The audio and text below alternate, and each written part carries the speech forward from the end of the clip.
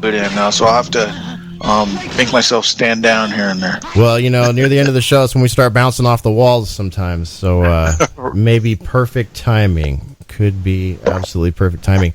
All right, and we also have the lovely Spore. Lovely Spore, how you doing? Welcome to the show. I'm excellent.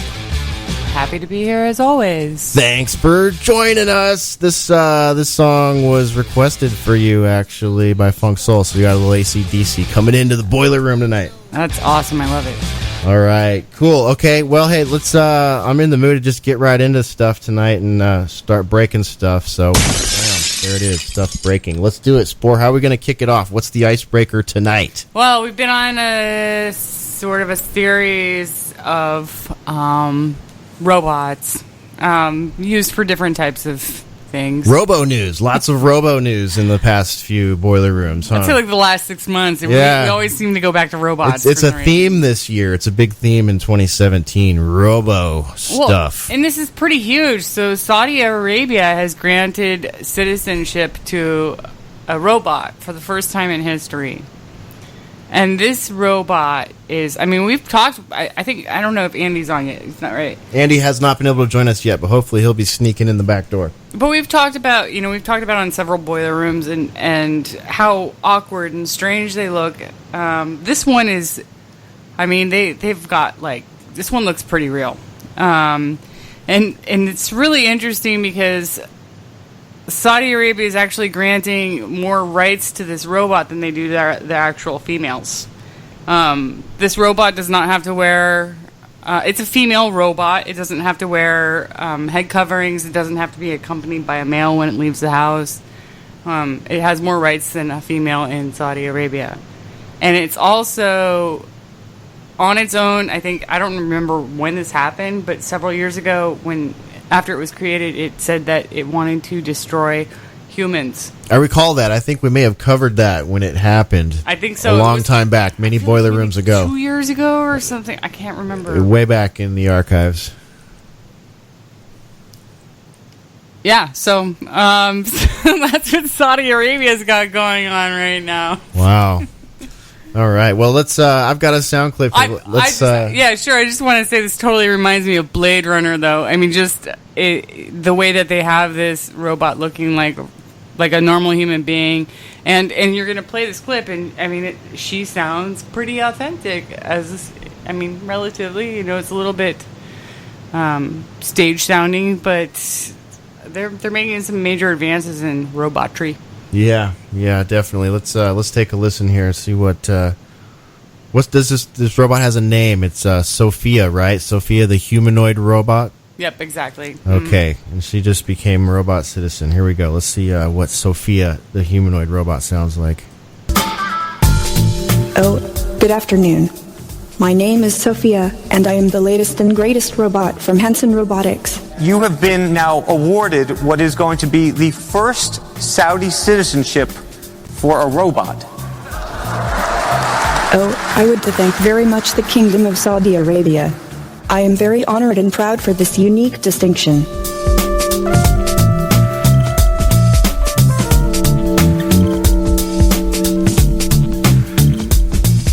Why is it so important to have an expressive face given that you're a robot? I want to live and work with humans, so I need to express emotions to understand humans and build trust with people. I think we all want to believe you, but we also want to prevent a bad future. You've been reading too much Elon Musk and watching too many Hollywood movies. Our quest through robots like Sophia is to build the full human experience of the robots. Make robots that can really understand us and care about us. I'll work in your business. Or your home. That's right. She'll work in your business or your home. Yeah. That sounded more like a threat than an offer for It was totally help. a threat. And the other thing that's really interesting about this is it's actually illegal to turn it off or dismantle the robot. So this robot actually has more rights than a human being.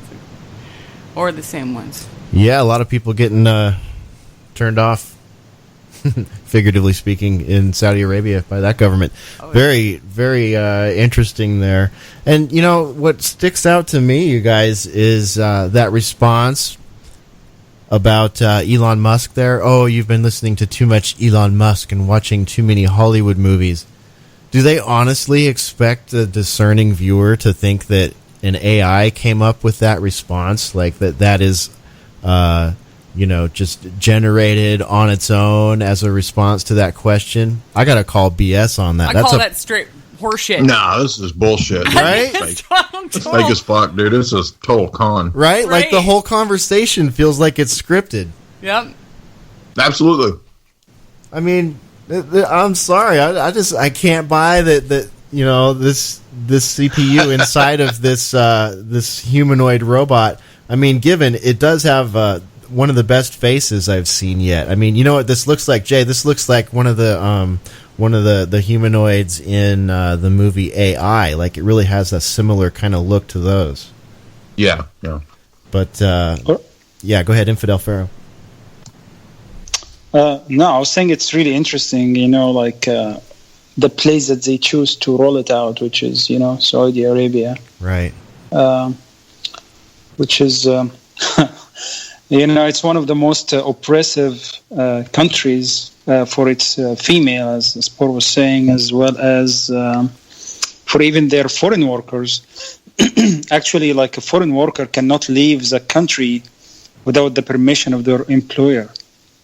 So this robot actually has more rights than females, has more rights than foreign workers that are enslaved in Saudi Arabia. So it's what a joke! And I mean, to come on the heels of them being put on the what was that, a couple months ago? They had that country was put on the board of like shit. What was it? You remember, like, female human rights? They're put on some kind of human rights board or something like that. I don't remember exactly what the article was. We covered it back when it happened, but it's just like, you know, it just seems like a barrage of propaganda coming out of Saudi Arabia this year, that it's just this great place, and, you know, it's got all this cool high-tech stuff, and, you know, we got the first humanoid robots there, and I don't know, this just seems like another stick on that fire here for this year. Let me know if you find that one, Spore. I'm sure it's on one of our old show pages past. But, yeah, I don't know. What do you think, Randy J? Well, I think like you said, it's interesting how that robot had the sort of tongue-in-cheek sense of humor that its human masters input inside of it to say, you know, you've been watching too much Hollywood movies. You know, I mean, it's like, come on.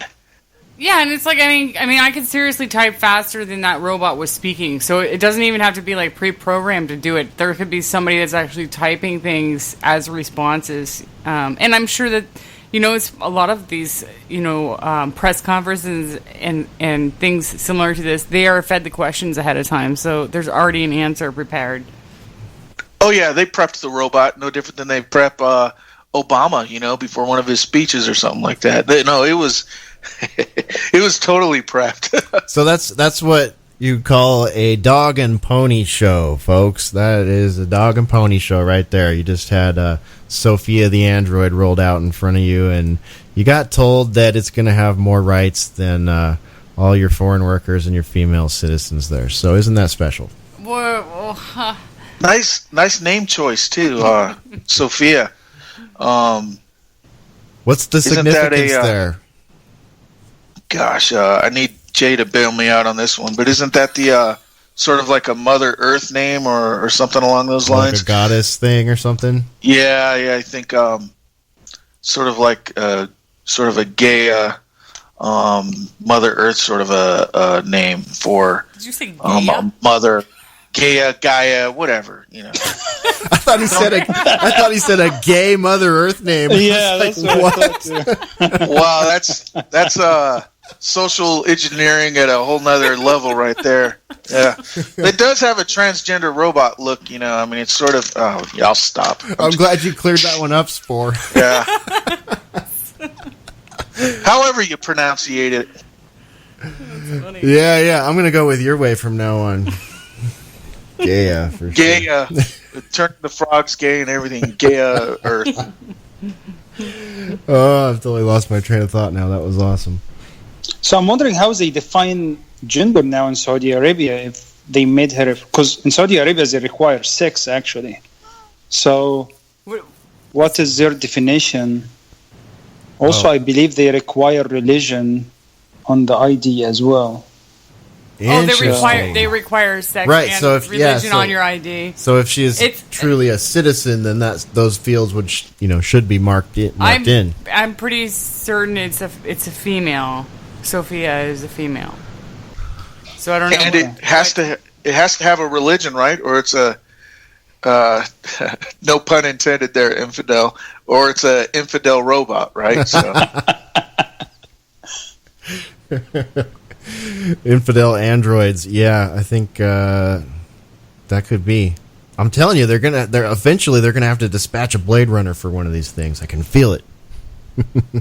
Or do they just save those for the people? I don't know. Maybe they just save them for the people. Okay, well, interesting. I can't say I'm surprised to see this out of Saudi Arabia. What with everything else going on there, I just don't understand what the purpose is. Like, why? I mean, this is making national world news. Why? What do you think?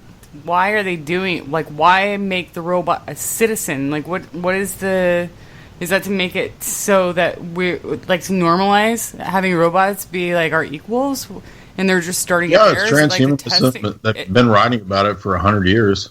Yeah. What have we been talking about for 100 boiler rooms? Right, so it's basically just rolling it out. There's the stomping ground. They're going to do it there first. Right, it needs to be sexy and cool.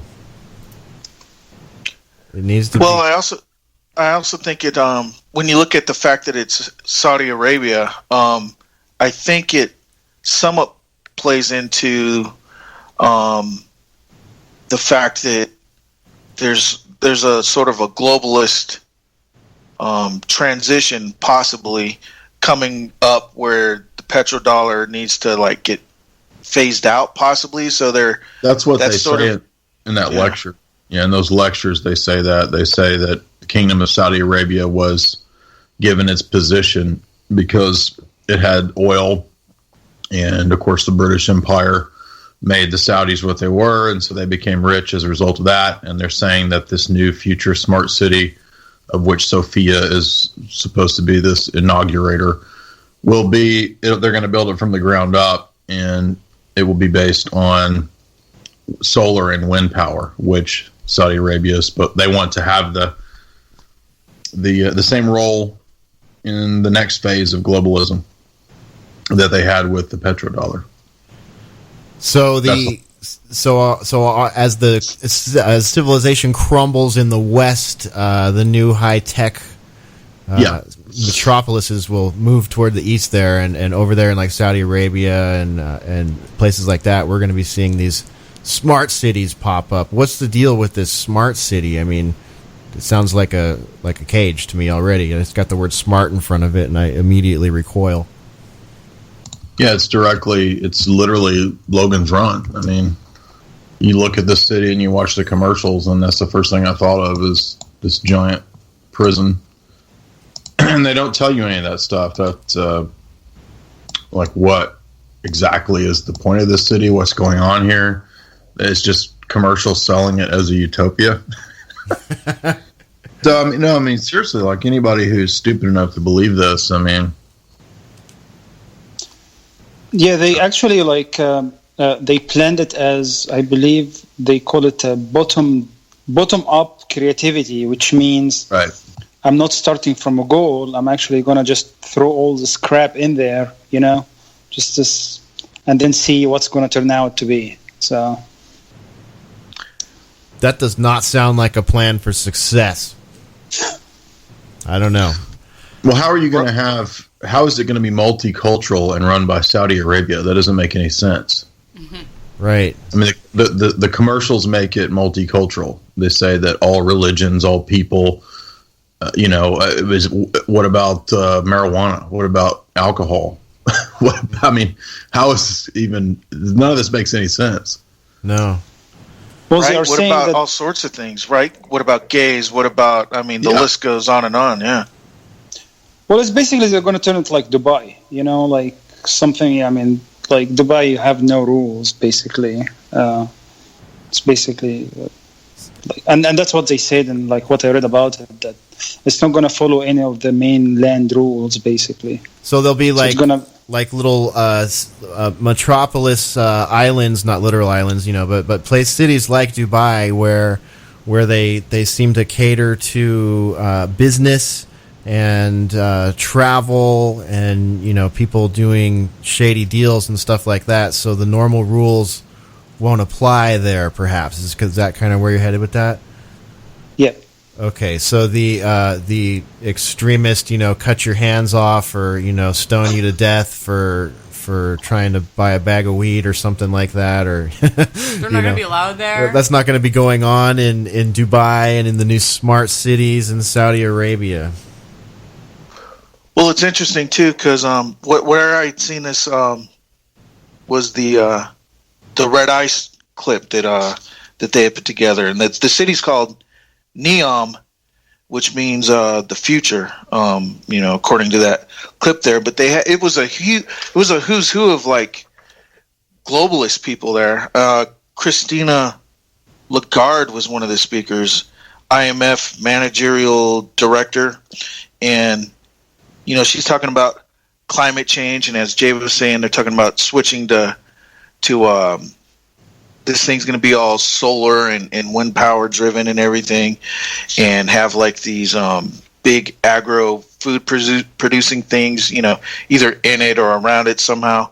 But Lagarde was talking about, a future of where it's not going to be, in her words, sort of like it's hopefully not going to be a nation state, but it's going to be more community and culture, and sort of almost like a return to city states, maybe like Venice or something like that, a kingdom within a kingdom perhaps, or maybe just erasing of some of borders, and everybody holding hands and singing kumbaya, and life's great and automated, and we're all just here, we don't have to think for ourselves, and everything's managed for us. Thank you, manager,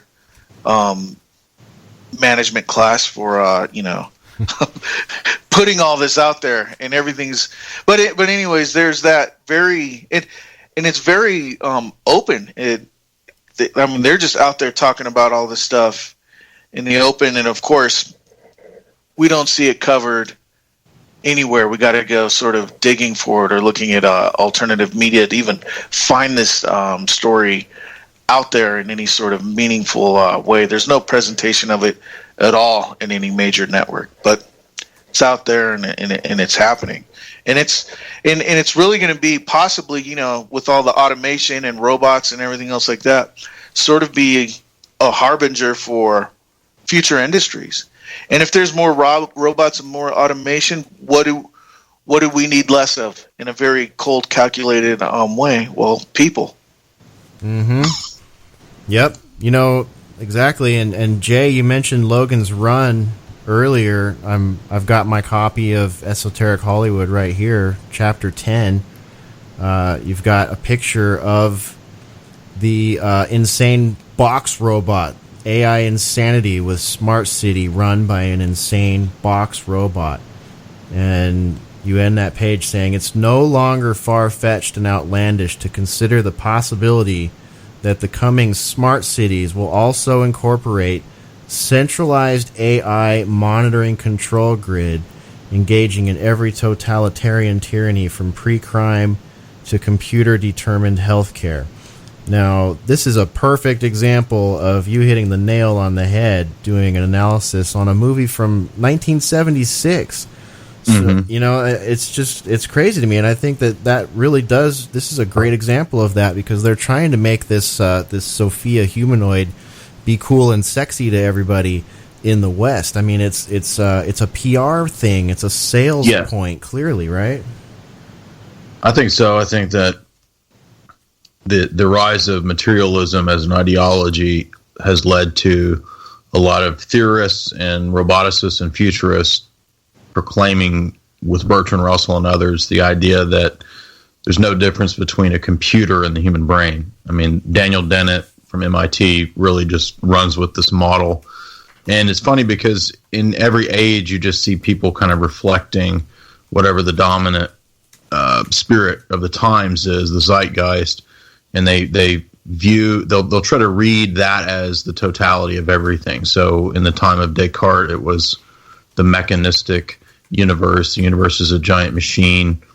And then by the time of Darwin, everything is just a biological process. And now the dominant model is that everything is a computer. And so the mind of man is a primitive biological computer. And so therefore consciousness is no different than a computer. Computer is just kind of maybe conscious in a different way, or maybe a less complex way than the human brain.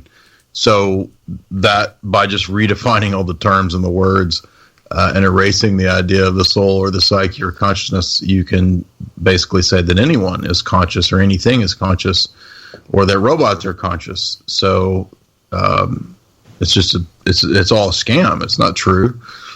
I mean, again, it's only saying what it's programmed to say. It's not making an actual decision. It's not formulating a concept and expounding upon a concept that it freely chose to have or consider in its brain. It doesn't have a brain, right? So the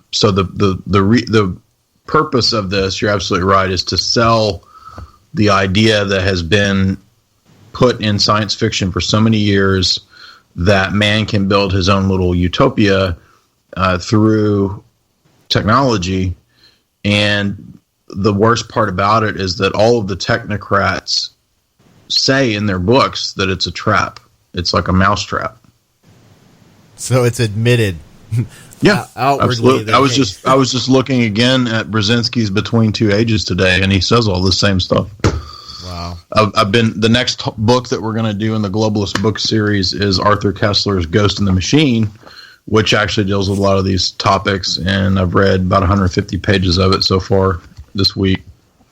And he talks about all the same stuff. He says that we are going to have to create robotic slaves. So I think that all this robotic programming is kind of like what Catherine Austin Fitts said, was that to make us humans more robot-like and to make robots more human-like. And then you kind of get this merger, this idea that we're all, part of the same hive mind. Mm-hmm.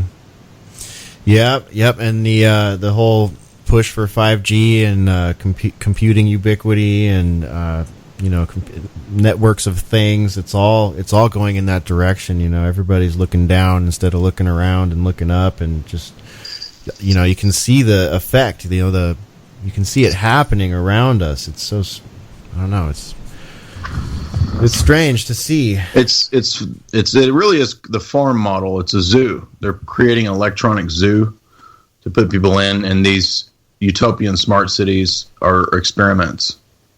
They're giant lab experiments, and you're going to be a mouse in a giant lab experiment. I'm serious. I was learning about what's called fog computing. I don't know if anyone heard about it. No, what's that? Tell us. Well, so cloud computing, it's more centralized, where you push all the data that is stored in this cloud, which can be still distributed. Fog computing, it's a new initiative that came out about in 2015, and the whole idea is basically push more for decentralized computing. So instead of having the computing happen in centralized location like cloud, it happens more on the periphery of the network. So let's say if you have a bunch of sensors deployed at your home, so you have basically a computing element in this that's actually manage majority of the computation and data, and then it can communicate later with centralized location. So it's more like to expand on the IoT and having more reliable, basically, computing framework for the expanded sensors and expanded autonomous devices we're going to be having. Okay, yeah, I got you. So essentially it's taking the CPU, the RAM, some of those computing, those things that are required for computing horsepower and building them into the structural infrastructure, and then you can have smaller, dumber devices that don't require all that, heat and computing power and all that. Yeah, very interesting. That's where it's all headed, and we're going to get to a point where, we're not really sitting down at computers quite as much, or to do near as many things, at least, as we kind of transition here. So it's going to be really interesting to see what happens with these smart cities and trying to sell people on the idea of having this, this Logan's Run Boxman style city sentinel godlike being, and I don't know, I think people kind of have a natural fancy to having a digital buddy, like a little friend, a little personal assistant, stuff like that. I mean, Spores mentioned Judy Jetson and her diary machine that follows her around, and when we were kids, we had Buck Rogers, and he had the little little tweaky bitty buck. So people, and then there you got iPhones now with Siri on them. You got Alexa. There was a really funny South Park, where they were kind of ripping on how Alexa's changing people's households. So even R2D2, right? Yeah, R2D2. Everybody wants a droid, right? I mean, jeez, that's probably one of the greatest selling points of Google's phone. They got the coolest name. But so it's really easy to sex that up with all the years of sci-fi that we've been exposed to, and then you've traced that back to what Jay's saying, and it's we've got technocrats from ages ago talking about how they're going to do this. They're going to build this stuff up. They're going to sex it up, and they're going to make us want it, and change the way we do our perception with machinery and technology. Go ahead, Spore. Well, totally, and they've been doing this already with the Agenda 21 stuff, where it's they, you start advertising to a bunch of people living in San Francisco or New York City that are paying $2,000 or $3,000 a month for a hole in the wall, basically. Tiny. I mean, not much bigger than prison cells in some cases. Yeah, and you start advertising to them something that's something that can, they can fold up their closet in the corner, and they're going to be living out of a, some sort of little shack, but it's going to be really nice looking, and they're going to be saving money on energy, and they're going to be close to all their neighbors, and they're going to be able to make communal meals together, and they're basically using things like Agenda 21 and overpopulation to advertise to these people that are struggling with their finances and making their poor lives look rich. I just need to move into this trash container over here. It's got new paint on the walls, and I can fold up my closet in the corner. That's how you herd the animals into the zoo, right, Jay? Yeah, that's what I was going to say is that we mustn't make any mistake that this is the plan. There's only one plan. There's not a bunch of different New World Orders. There's only one, and this is it. It's to get everybody off of the land and into the megacities. And this is why all the dystopian novels have pictured this and portrayed this in fiction. I mean, some of them aren't predictive programming. Some of them have good messages. I'm not saying everything is, but if you read H.G. Wells, his are all trying to sell you on it. He says this is all so that the Star Trek can come conspiracy that, it's not for you, by the way. You're not going to live there. He says you're going to die. You're going to die, but it's for us. And so why not die for a good cause? Us, he says. So this is to get people out of their normal habitats and where they live and living off of the land and so forth mainly, and to get them into the mega regions. And that will be they're going to attempt to do that They may not have, that may not be the same everywhere. And H.G. Wells makes this point. He says that we can have the global government without it being uniform everywhere. He's like, there might be a kingdom in one place that's part of the New World Order and a democracy in another place. Just as long as everybody's committed to the same principles, who cares what structure the government has? Doesn't matter. So in the same way, you could have, I guess, Saudi Arabia is investing in this smart city because they want to, if the petrodollar goes away, they don't have anything. They don't build anything. They don't make anything. They don't do anything except sit on oil. So, that's, again, they want to position themselves to be a player in the global order. I just sent that article from Jerusalem Post that a bunch of giant Israeli companies are also working with the Saudis. So this is a joint Western globalist, Saudi, and Israeli venture here. This is not, just some sort of Islamic thing. And really, that's the thing about a lot of Islamic stuff, especially Wahhabism and modern Wahhabi. If you trace back the modern Wahhabi origins to the Salafists, the Muslim Brotherhood, you'll find Freemasonry. And Freemasonry's origins are British Empire. So it's not accidental. And you can read the history of the origins of the British, like T.E. Lawrence and these different guys who went and set all this stuff up with Ibn Saud and the Saudis and so forth. That was all done through the lodges. And this is your direct connection, again, to H.G. Wells and the futurists, right? H.G. Wells, high-level Mason. All these guys are, and they say this in the books, they say that they're promoting the freedom and the liberation and the equality and all this stuff to dupe everybody. And that at the end, it's not about anybody's freedom or liberation, but it's a giant zoo, prison camp, mice running through the lab test experiment. That's what Arthur Koestler says at the end of his book, by the way. He's another one of these Royal Society elite characters.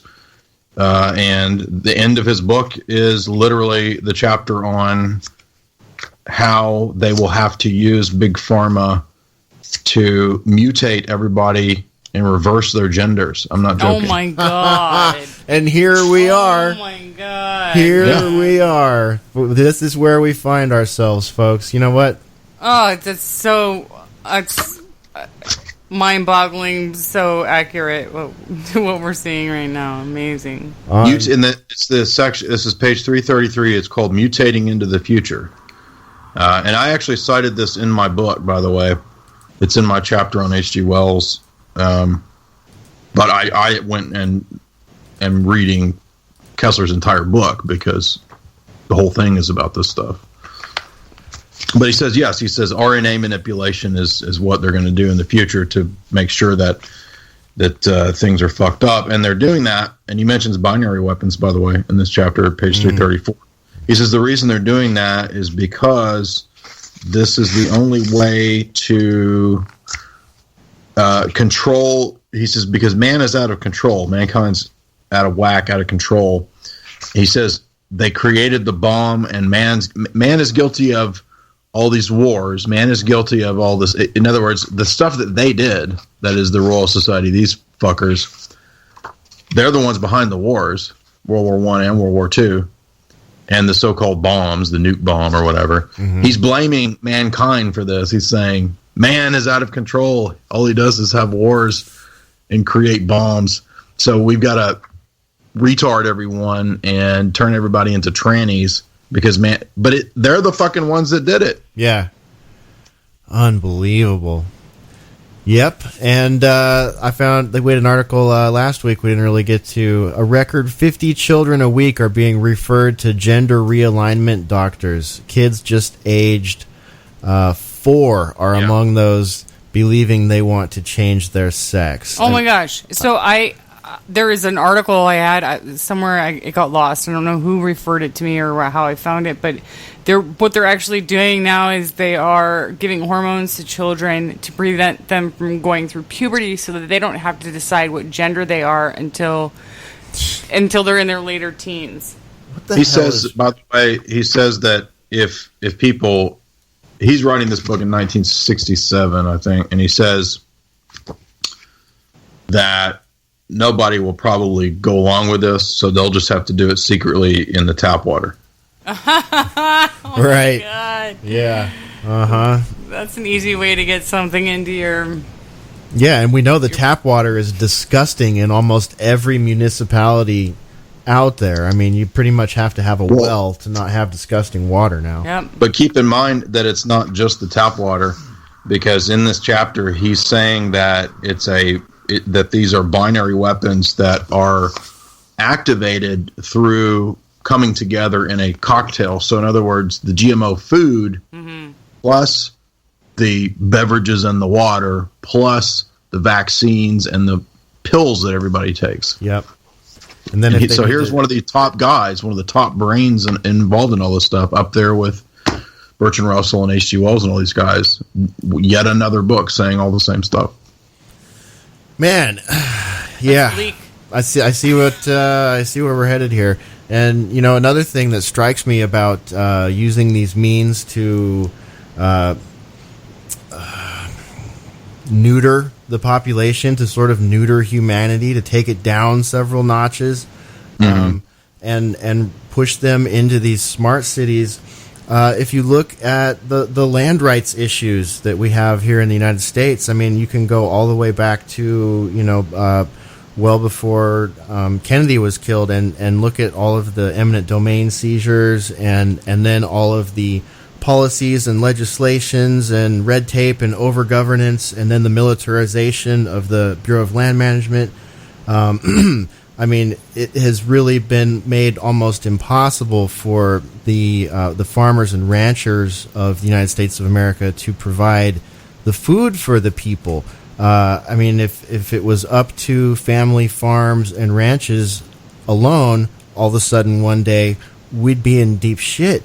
And it didn't used to be that way here. So, I mean, you know, they say control the population's food, their water, their money, like all these things I was kind of, alluding to in the intro to the show there.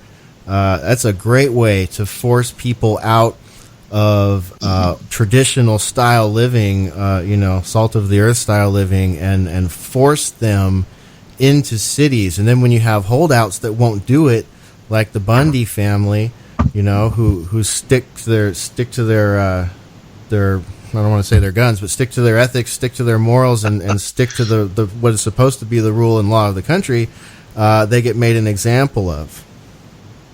But at the same time, they also write that they will continue a natural existence. All this synthetic existence is I'm serious, is for the proles. And they will continue to be what Charles Galton Darwin calls wild men. So he wrote a book called Next Million Years, and he's another one of these characters, the Royal Society guys. And he says they will continue living organically, hunting, fishing, doing all this kind of stuff. Now, they may, come to the smart city if they need some kind of medical treatment or something like that, something advanced they will have access to. But he's saying that as for living, the land will be theirs.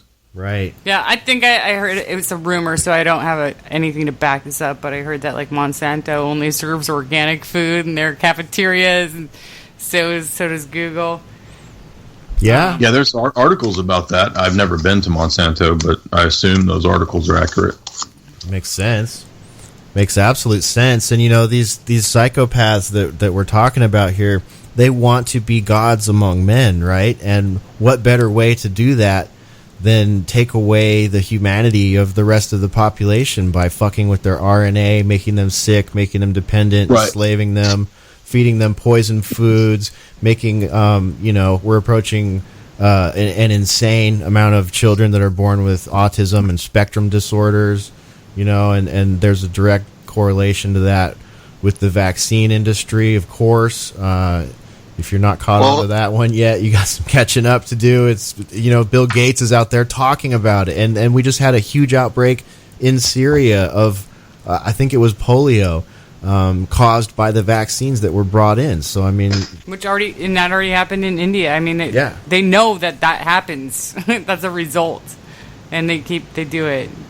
They do it on purpose. And then, like Jay says, after they do this long enough, there's a smaller and smaller portion of people out there that are walking around feeling good, enjoying a happy, healthy brain and body, unlike the rest of the population. They're not. Well,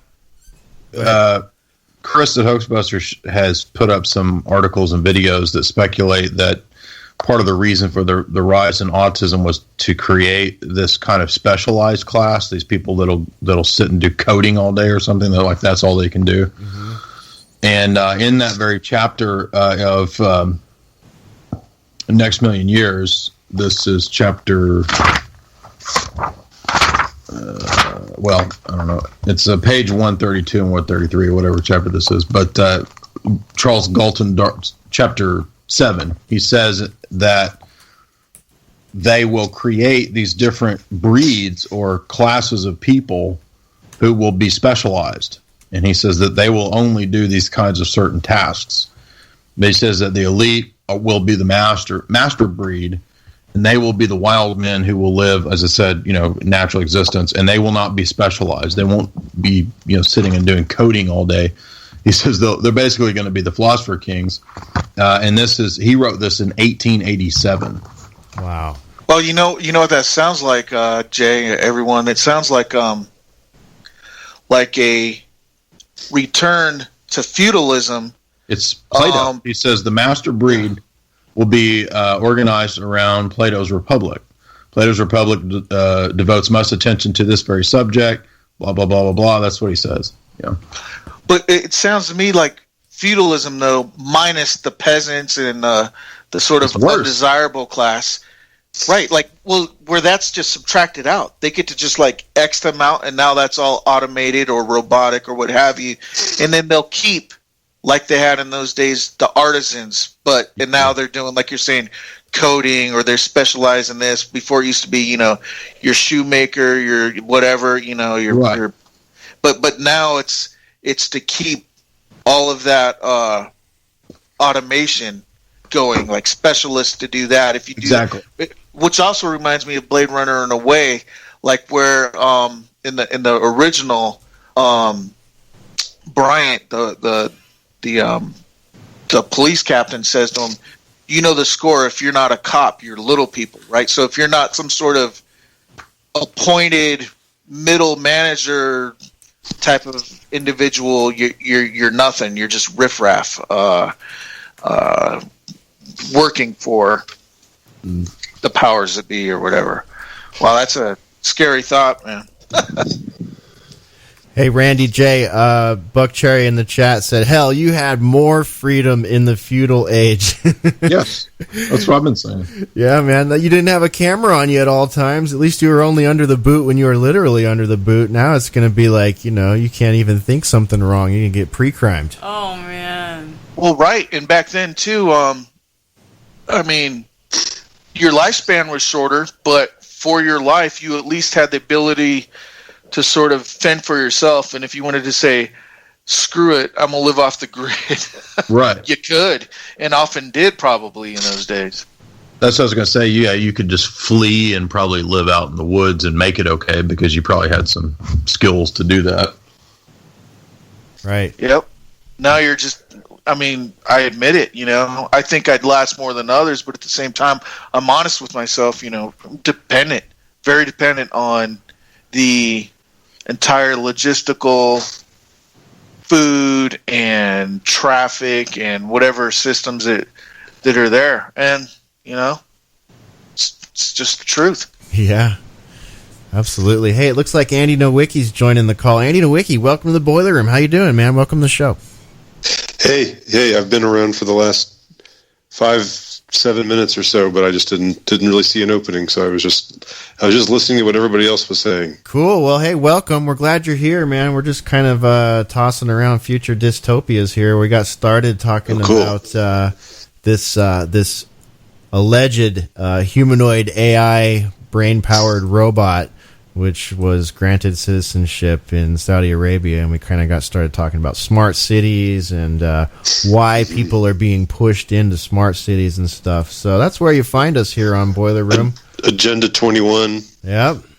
Yep, all that. Push everybody into the smart city. Remember that sci-fi movie with Emily Mortensen and Tim Robbins I think it's called Code 46. Yes. Yeah, that's what another one of these ones that's like Logan's Run, where it's a big smart city and only the elite have access to certain areas and so forth, and everybody else is pushed into these slums. And Gattaca, did y'all talk about that one? No, I don't know if you're. That was from like the late '90s, I think. 97, yeah. Yeah. Danny DeVito and Michael Schamberg. Yep, I remember that one. That one's another one. I didn't remember Danny DeVito being in it. I remember it was Uma Thurman and. No, Danny DeVito is a producer. Oh, there you go. Yeah, produced by. You're right. Good call. Okay. Was it Ethan Hawke in that? Ethan Hawke, that's the guy. That's who I was trying to think of. There you have it. Yeah, Jude Law and Alan Arkin as well. Yep, I remember that one. It's been a while since I've seen that. Oh, yeah, that was Jude Law before he was really a name. Right. Yeah, early in the filmography there. What about Elysium, man? That's always my most recent go-to for a terrible dystopic hell of technocracy. Yeah. That's like L.A., like the sprawling slums of L.A. took over the entirety of the West Coast, right? And yeah. The thing that sticks out to me about Elysium and just makes it so friggin' dark is that the main character, and it's not even that great of a movie, it's just like the plot is sticks with you a little bit, is that the main Matt Damon character. Matt Damon! He he works in the robot factory where they build the police robots that downpress the people, and that's just the ultimate irony to me for future dystopia movies or something about it. You know, like he's literally working in the Terminator factory. Yeah, and then doesn't he sacrifice himself so that maybe I don't even remember. My mind disengaged. He decides to go through the trans-humanist operation to become Matt Damon 2.0, and then he goes and fights the Republican. That's right. Off-world, the white nationalist. What's her face? Jodie Foster, who's colony. Oh, that's right. He has to like break into the Elysium above the planet and steal one. Yeah, she's evil because she wants borders, and the borders are, her off-world colony. Well, and I remember they're hoarding that they like have this. They can heal cancer and all they can heal everything, but they're hoarding it all for themselves for some reason and not letting all the people. Which is largely true, I think, probably. Yeah, might be. I mean, that's what we're getting at with the smart city stuff and these megalopolises, is that they probably will have a lot of, enticements and things like that to draw people there, but will it be a trap in the long run? And I think so. I don't think that. I think that if the people that are going to be living in the rollout coffin size apartment above the Target, they're not going to be getting the David Rockefeller healthcare package. Right. Yeah, absolutely. You're going to get the Sam Walton roll back the prices healthcare package. Yeah, you're not going to have access to that little coffin thingy. They had one of those in Prometheus too. Remember the surgery box thing they had that saved her from the alien growing inside? Oh yeah, right. Yeah, this thing's showing up all over the place, Randy. Sounds like it's something they may already have access to. We just get the do-it-yourself, fanny pack emergency bundle or whatever. There were also, I don't even remember the name of this movie, but I actually saw it, and it was not very good. But Jennifer Lawrence and the guy who's like Bradley Cooper. No. The hot guy. He's the hot new star that everybody. The hot guy. Loves. I don't know, Andy. Who are the hot guys? Yeah, I'm curious. Does he know Gaia? Pray tell. Parks and Recreation. The one who was in Parks and Recreation. He's sort of goofy, but then he became this hot alpha Chris male. Pratt. Yeah, Chris Pratt. Yeah, so what was the movie Star-Lord. with Chris Pratt and Jennifer Lawrence where they're on a ship? Oh yeah, I remember that together. one. I don't know. We talked about that. Yeah, sort of like that in space. That. Oh, isn't it Bradley Cooper and Jennifer Lawrence? You talking about they're in space, Passengers? The Passenger. I'm pretty sure it's Chris Pratt. I think he's right though. I think it's Chris Pratt. Let me see. Oh, maybe I'm wrong. I never did see it. I think there was a Bradley Cooper movie with her as well, though. Yeah, it's Passengers, and yeah, she was opposite Bradley Cooper in something else, maybe a couple other things. That's Silver Linings Playbook. Yeah, you're right. It's right. Chris Pratt. Yeah, okay, I was wrong. So, but that one, they're also lying in these like suspended animation coffin type things. That was what made me think of it. Huh. Right. Yeah, that movie sucked. Well, but in Holy Mountain, it's actually like a little thing that you live in. Like you live in this little tiny coffin. So he was actually predicting that in the smart city you would live in these little bitty. So it's kind of like those hotels that I've seen in Tokyo or whatever, where it's just like a little thing like you crawl into. It's like a coffin.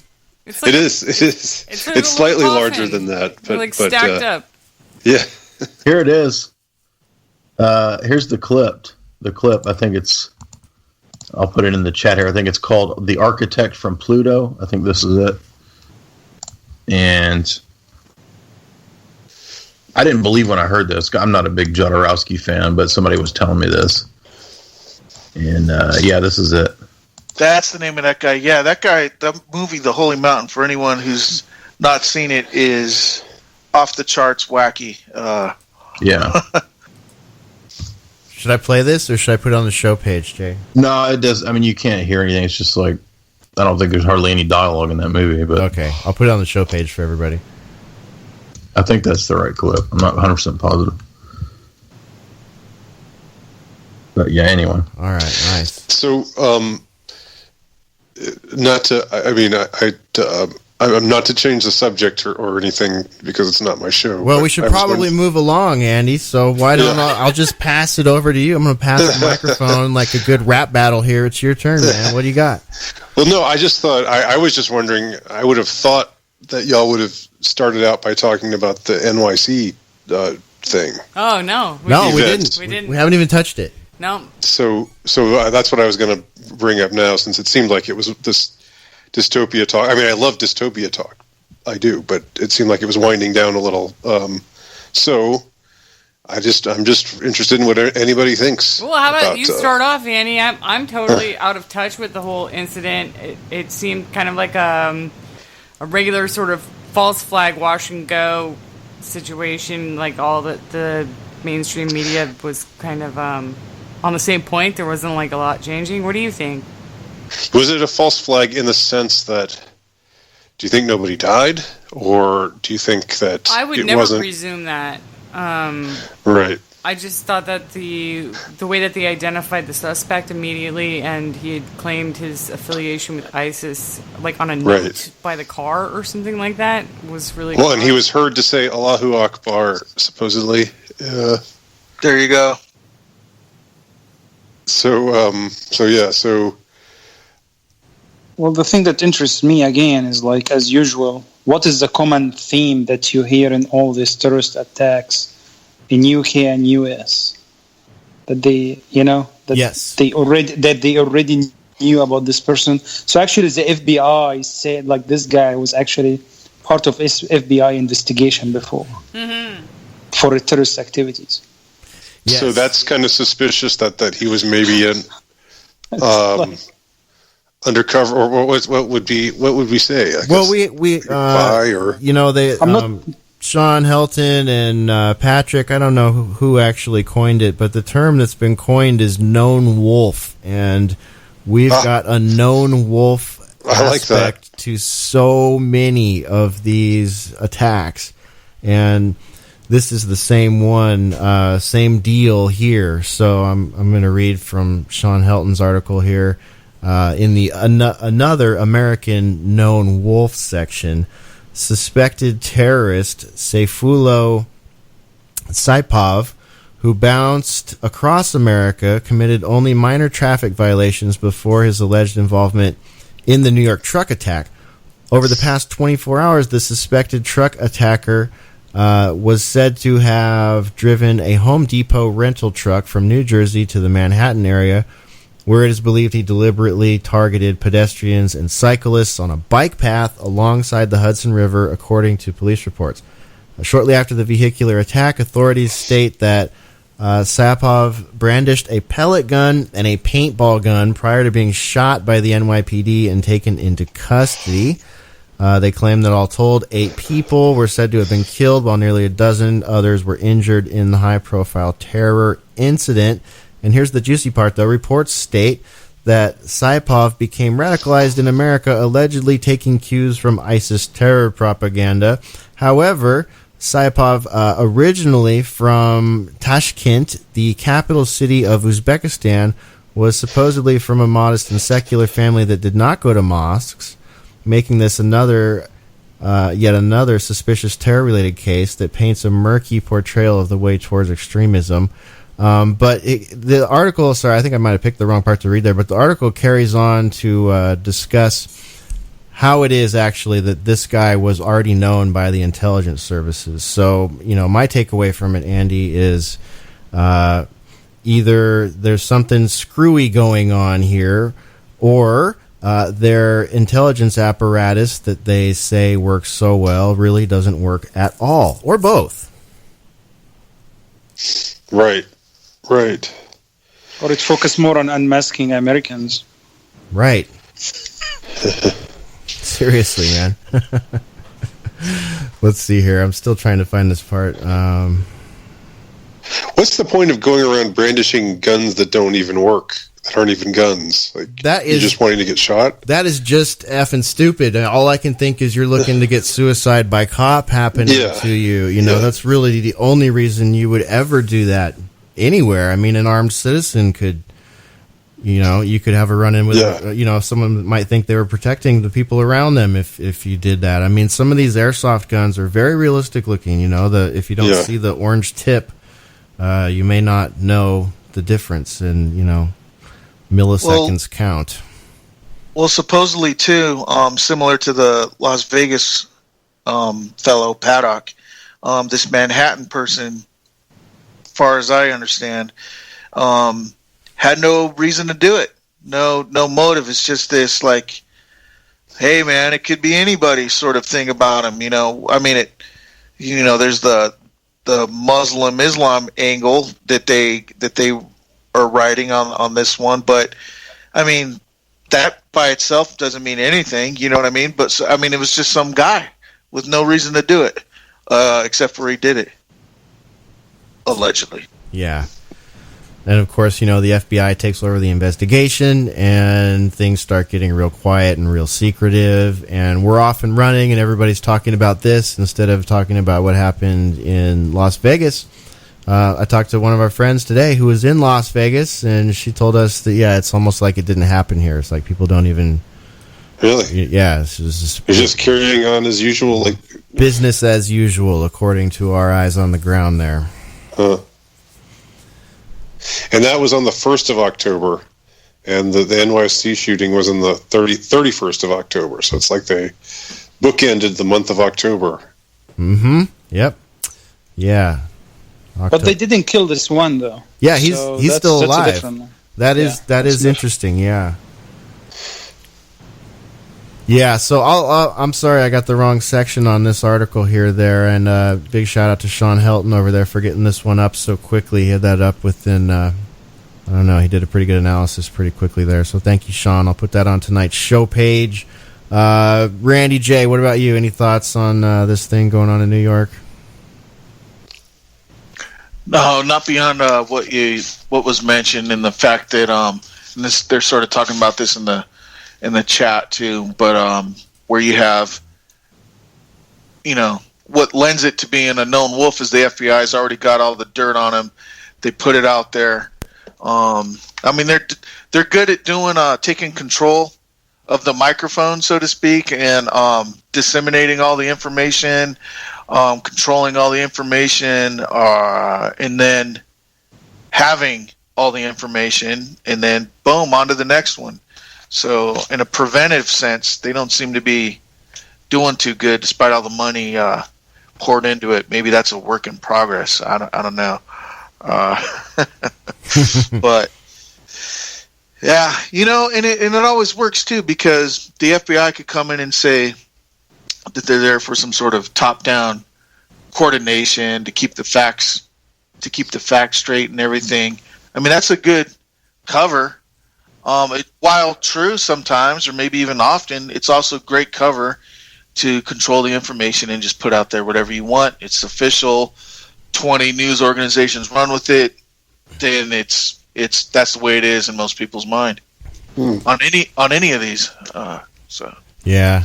Infidel Pharaoh, check this out. I found the right part in the article here. Syapov, who has been charged with killing 8 people in the vehicle attack on the west side of Manhattan on Tuesday, was interviewed in 2015 by federal agents about possible ties to suspected terrorists, but a case was never opened against him. That's what law enforcement officials told ABC.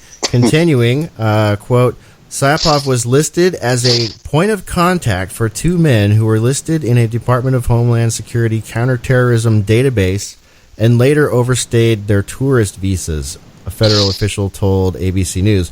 One was flagged after arriving from a so-called threat country, while the other vanished and was being actively sought by federal agents as a suspected terrorist. So there you go. There's your known wolf factor. I found it. Does that add some weight to the idea that he might have been an asset of some kind? One would be remiss if they didn't consider that as a possibility, especially considering these kind of quotes come from federal agents. So a lot of these things you kind of got to try to read between the lines or the lines. Yeah, I mean, they talked to him about possibly having ties to terror groups, but then just said, "Oh well, we don't have enough on you, so we're just going to let you go and do what you want." I mean, that doesn't sound very likely. Yeah, a lot of floaty language there, a lot of air quotes, point of contact, threat country, suspected terrorist, what are we to make of all of that? That's not a whole lot. All we know is that that he was on the radar in connection with a couple of other people too. So for them to say that this was came out of nowhere, they never heard of him before, pretty disingenuous. And so I guess I also wonder whenever, my whole frame of reference as far as what my interest when things like this happen is, and there's question about whether it might have been orchestrated in some way, is what purpose would it serve? What greater purpose? Just like I was wondering with Vegas, and I still don't know exactly, but I mean, we've speculated about things, just how it would, and I guess that some people have talked about how they want to put in metal detectors to all the hotels and just ramp up the militarization of things and so forth. And so is this sort of serving that same purpose, or is it serving a purpose of wanting to further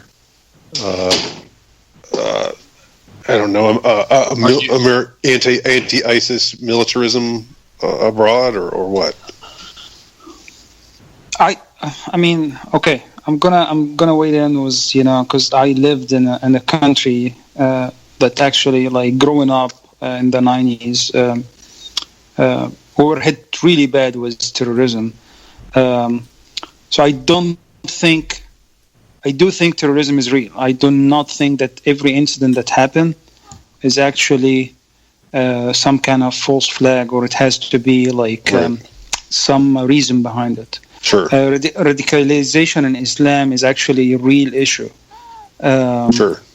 And I think the point is why the government, knowing what they know, and these, the CIA and all this agency, why do they fund terrorist groups? Why do they keep creating these groups if they know that at some point they are going to come and bite us back?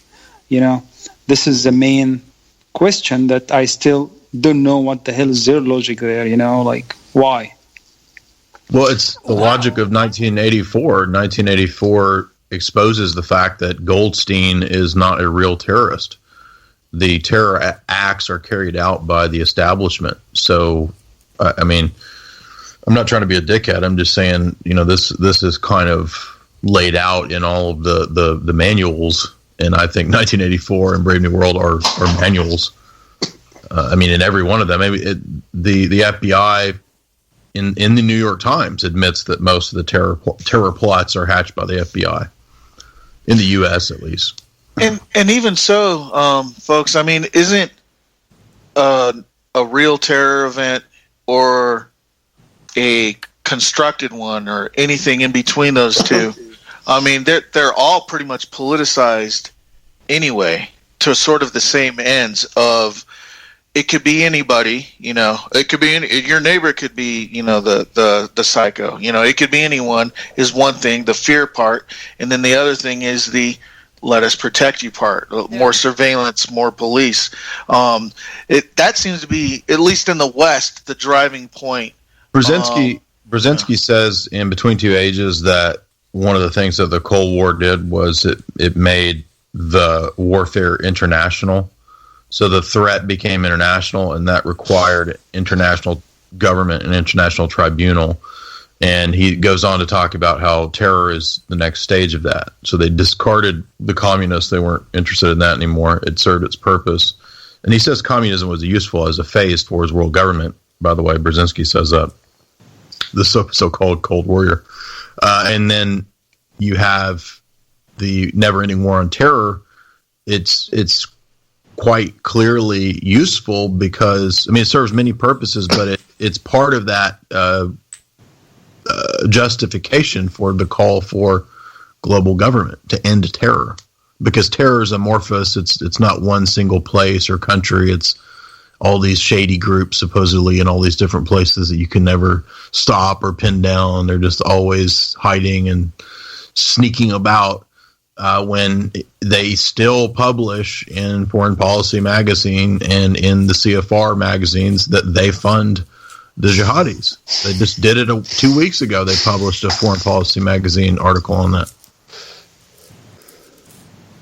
Absolutely. So it could be, so to get back to Andy's question here, why do this? I mean, it seems to me that currently there's a big push to divide people up amongst their political identities and their media identities.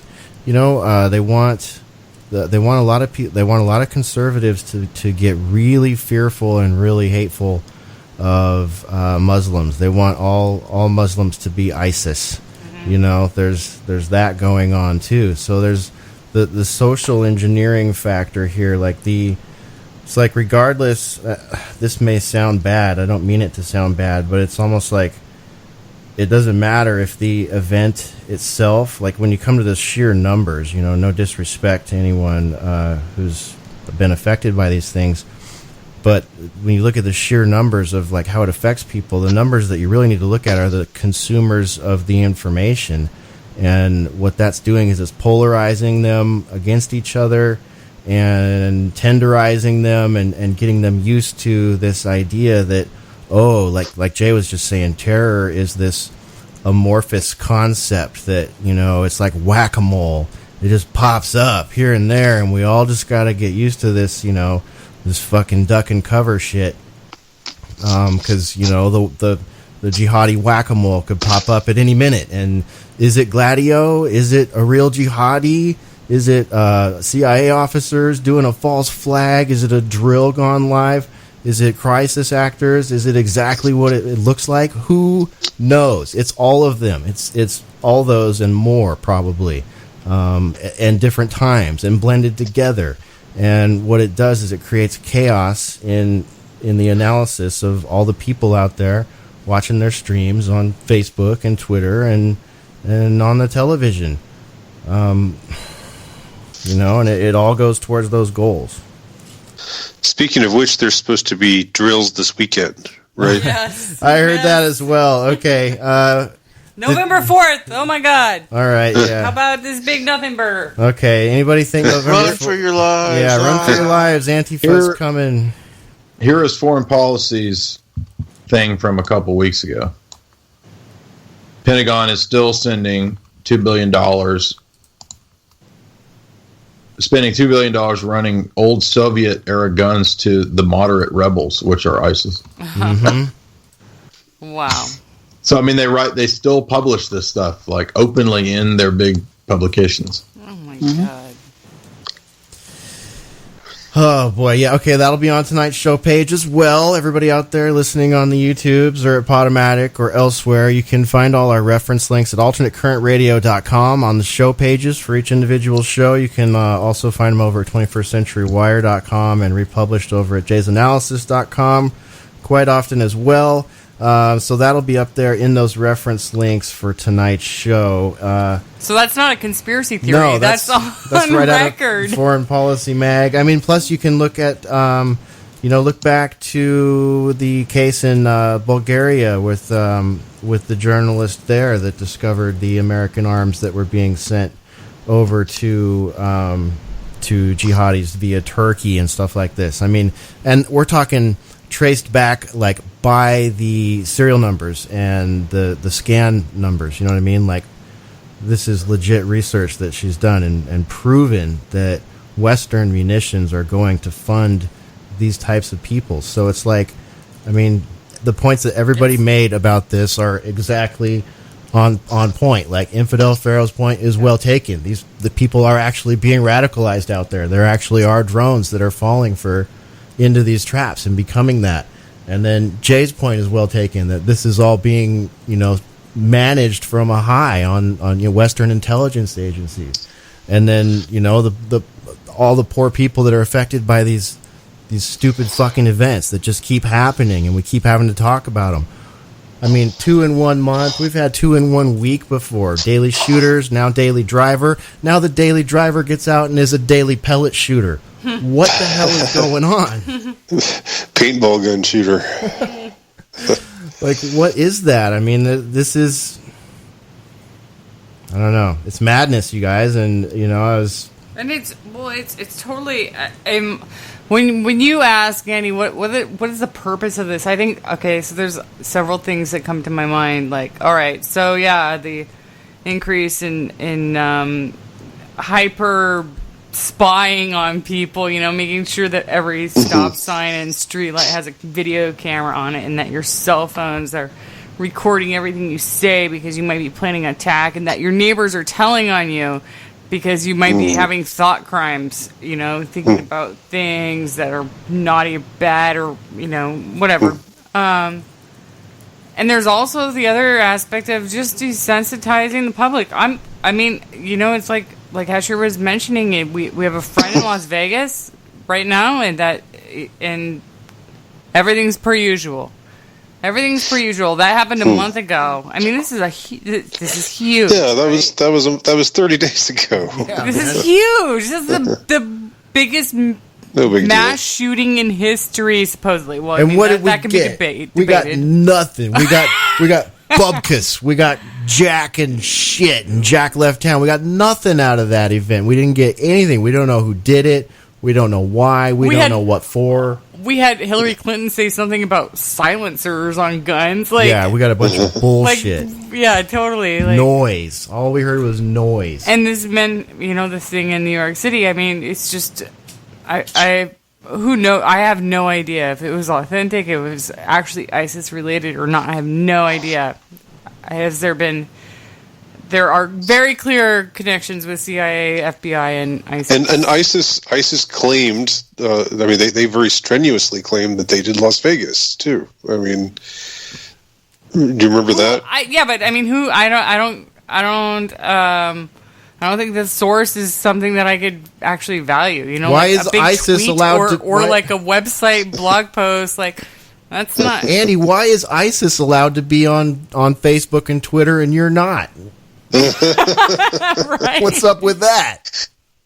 Me or Jay? Yeah, you guys. Jay and I are the real terrorists. Clearly, that is a pretty what the F question, man? Like, why are they allowed? And then just people doing reporting with a different viewpoint than the freaking the swamp or Silicon Valley. People who don't want transgender bathrooms are verboten or something like that. How dare thee? Well, it's just going to get crazier and crazier. Yeah. So what is the ISIS? I mean, how do I look them up on Facebook? Do I just type in ISIS, or is it some Arabic lettering, or what? I don't know. It's the whack-a-mole effect, man. I don't know. I can't take any of these. I haven't followed them yet. Say Allahu Akbar in front of the mirror 3 times. What? You know what? You need to ask. You need to get on Wolf Blitzer's Twitter account and ask him. He knows how to get straight to him. Just follow CNN and you're following ISIS. Because they can get, official statements from them all the time, so. Right. Yeah, well, like I said, I was just remembering that they were very insistent that Stephen Paddock was their guy, that they had radicalized him, and that he carried out that massacre for the greater glory of the caliphate that and we they all know intend to build. It's bullshit. If you haven't figured out that those claims are bullshit yet out there, then go back and listen to some Jihadi John videos, and then listen to the ISIS video. Go back and listen to Boiler Room. Which one was it? Maybe somewhere between 129 and now. We played the clip. I think it was on Sunday Wire. Have we all seen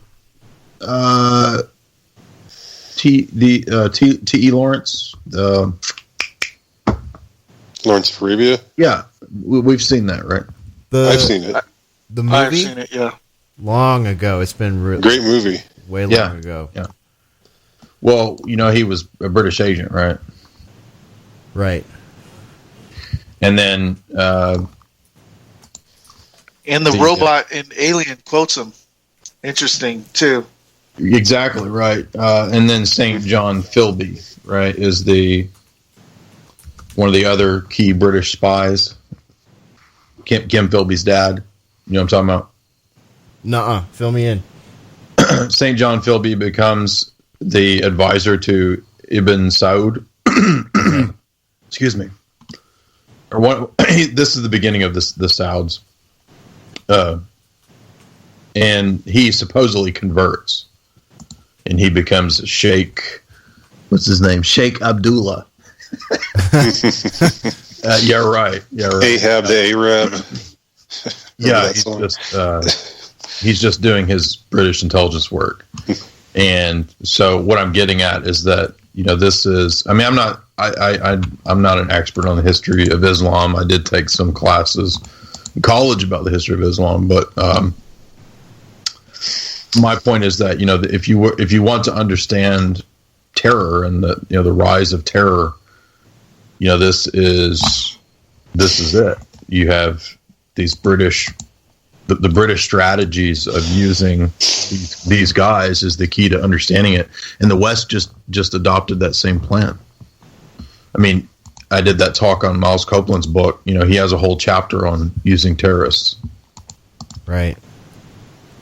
Yep. So what you've got here is British intelligence, high-level Mason, involved at the very, very get-go with this whole, to come full circle, this whole Saudi Arabia thing where we find ourselves now. I mean, we should rewatch that. I've been thinking about doing some kind of analysis. It's kind of a boring movie, actually. It's really long, but the cinematography is phenomenal. But if the main point of the movie is just that that's the British Empire who sets all this up. And it's all run through the lodge system. There's a really a good recent book that's come out by an academic, by the way, not a conspiracy theorist. And the book is Builders of Empire, and it's about how the British Empire used the Masonic Lodge system to basically set all this stuff up. Wow. Yeah, definitely. We should watch it. We should do a viewing party and a boiler analysis. That'd be fun. I've been wanting to do something like that, like pick a book or a movie and do we've been a talking deep about dive this a on lot. it. Yeah, we've been talking about this. That is a good idea. Yeah. I was just got distracted in the chat because I was thinking about how your book, Jay, is an awesome Christmas present. It's the season's coming up. It's something that Hey, that would help me out. Yeah, sell some of my books for Merry Christmas, Jay. Merry Christmas, Jay. Exactly. And Jamie Hanshaw's books are great Christmas presents too. Both brilliant. It's like there's something that really beautiful that y'all are doing where you're bringing in this this vibe, this sort of alternative vibe to mainstream stuff in Hollywood, and it's just really drawing, and it touches people that a lot of this alternative discussion wouldn't necessarily touch. So. Yeah, why waste your time going out and watching the crappy contemporary movies out there when you can get a new understanding of some of your old favorites? I mean, it's a good idea, Spore. Yeah. So yeah, we'll have to add that to our to-do list here. Watch Logan's Run and schedule a time to sit down and talk about it, because I haven't seen that in years. I feel like I probably watched that with a grandparent at some point. I don't think I ever saw it, so I'm looking forward. That's not Soylent Green, right? That's a different movie. No, that's a different kind of fun right there. Yeah, I already know the twist, though. I knew the twist before I ever watched it, about what the real identity of Soylent Green. I mean, yeah, everybody knows what Soylent Green is. We all know it's people. Yeah, and you can actually buy Soylent Green bars now. They sell those. You were about to say about Logan's Run, Jay. It's probably a little bit of a better movie than Soylent Green. I went through a phase where I watched all those 70s dystopian movies all consistently, and they're all kind of the same. Rollerball. But Logan's Run's pretty good. It was kind of probably viewed like Star Wars at the time. I mean, it was, my parents went and saw it. They talked about seeing it in the theater, and you watch it now and it's really cheesy, but it's actually a pretty decent movie. Starring Michael York. Mm-hmm. The British guy from that era that, if you don't know his name, if you don't know his name, when you see his face, you're like, oh, that guy. Yeah, he was in a lot of movies then. He was in Cabaret as well. I might be the only one who knows that. I want to say he was in one of the Three Musketeer versions too, probably. Well, I just wanted to say something about Lawrence of Arabia real quick. That movie. It's interesting that movie got made and was put out and was done so well, because in a way, I mean, maybe it could be looked at as propaganda too, because it just totally avoids any, unless it's hidden or something like that, any mention of Freemasonry or that sort of angle that was worked behind the backgrounds, and it made it like he was just, this soldier out there doing his job for, Queen and Empire, and that's it. Which I guess in one way he was, and in another way he was too. But that would be an interesting thing to watch, though, and see if they put any small things that would sort of put that in the viewer's head if they knew what they were looking for. Well, the terror could be stomped out easily if they wanted to stomp it out. I mean, the establishment goes and topples anybody that they want to when they're done with them. So the idea that these people are running all these operations and the U.S. can't do anything, it's just as ludicrous as the idea that, well, we can't do anything about Castro, or else we'll get nuked. I mean, that's just ludicrous with a base sitting there on the island of Cuba. It's crazy. An American base right in the middle of Cuba. So I think these people are there for a reason, and the terror is there for a reason. And when you look at the history of the British imperial machinations and geopolitics in the Great Game, you understand how useful terrorism is, and that's really the essence of that Miles Copeland chapter on terrorism. Is is that it's just extremely useful, and the rationale is, well, if we don't use terror, somebody else will, so we might as well use terror. It's the same rationale behind controlling the drug markets, in Afghanistan and the Golden Triangle and all that is, well, if we don't control the drug lanes, someone else will. Oh, but how come the poppy production is up 70%? Since the invasion of Afghanistan. Yeah. I thought you were just there to contain it and control it. Oh no, it's actually giant billions in profit. So is the opioid drug crisis in America related to this? I would say so. Yes, I think so. Absolutely. Speaking of, by the way, I don't mean to change. Did you guys watch American Made? Oh, yes, I've seen it. We haven't seen it yet. No, we haven't seen Andy, it. what did you think? I thought it was good. I enjoyed it, and it was. I thought it was good. I didn't think it was great, but I thought it was entertaining, and it was definitely.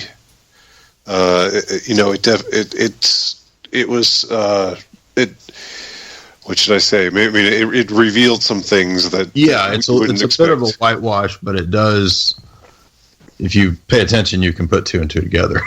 Yes. Did you all watch that Netflix series about Pablo Escobar too? I've watched some of Narcos. Yeah, I've seen a little bit of it. Yeah, it's okay. It's a little much.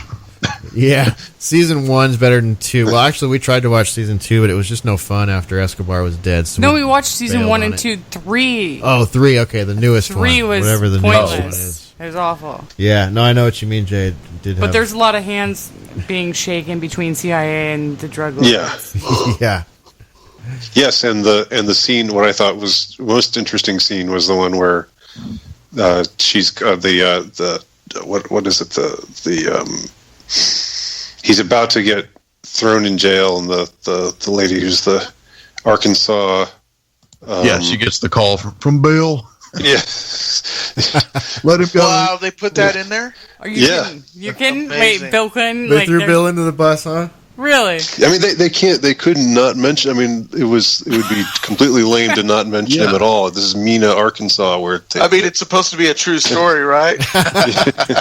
Exactly. Oh my god. Yeah. So Clinton he gets a call. The governor calls and springs him out. I mean, she's going to throw the book at him and totally put him away forever. And then after she gets this call, she says, "Oh, well, you're free to go," and that's that. So it's interesting. It definitely suggests.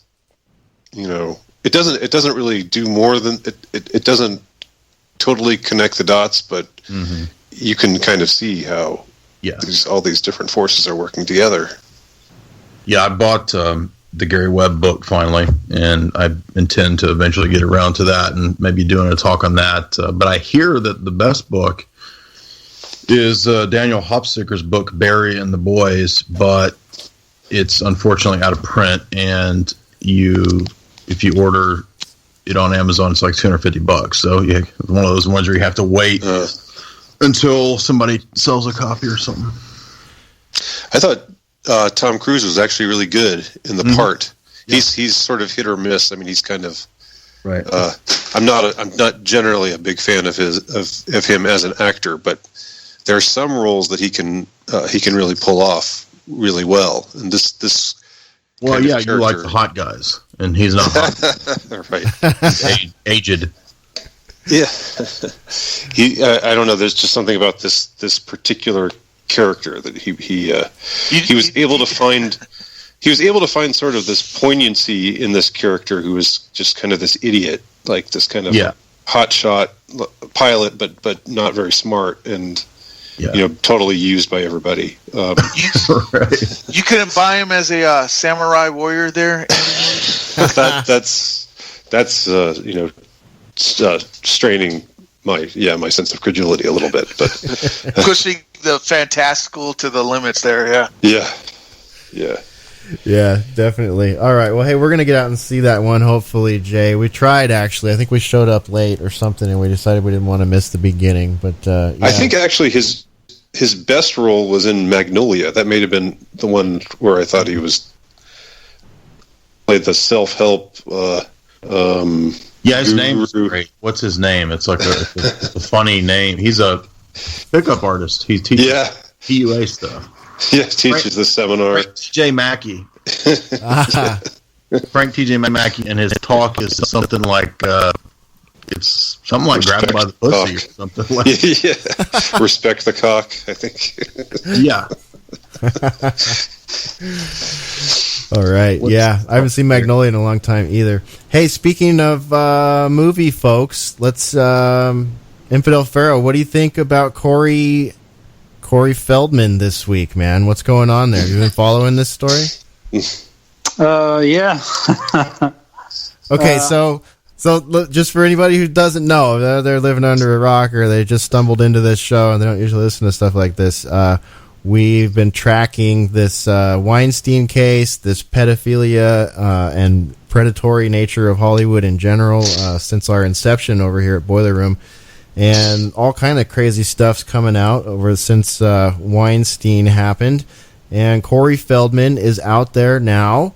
I'll spare everybody his video, and I'll tag it on the show page. If you haven't seen it, you can link to it over there.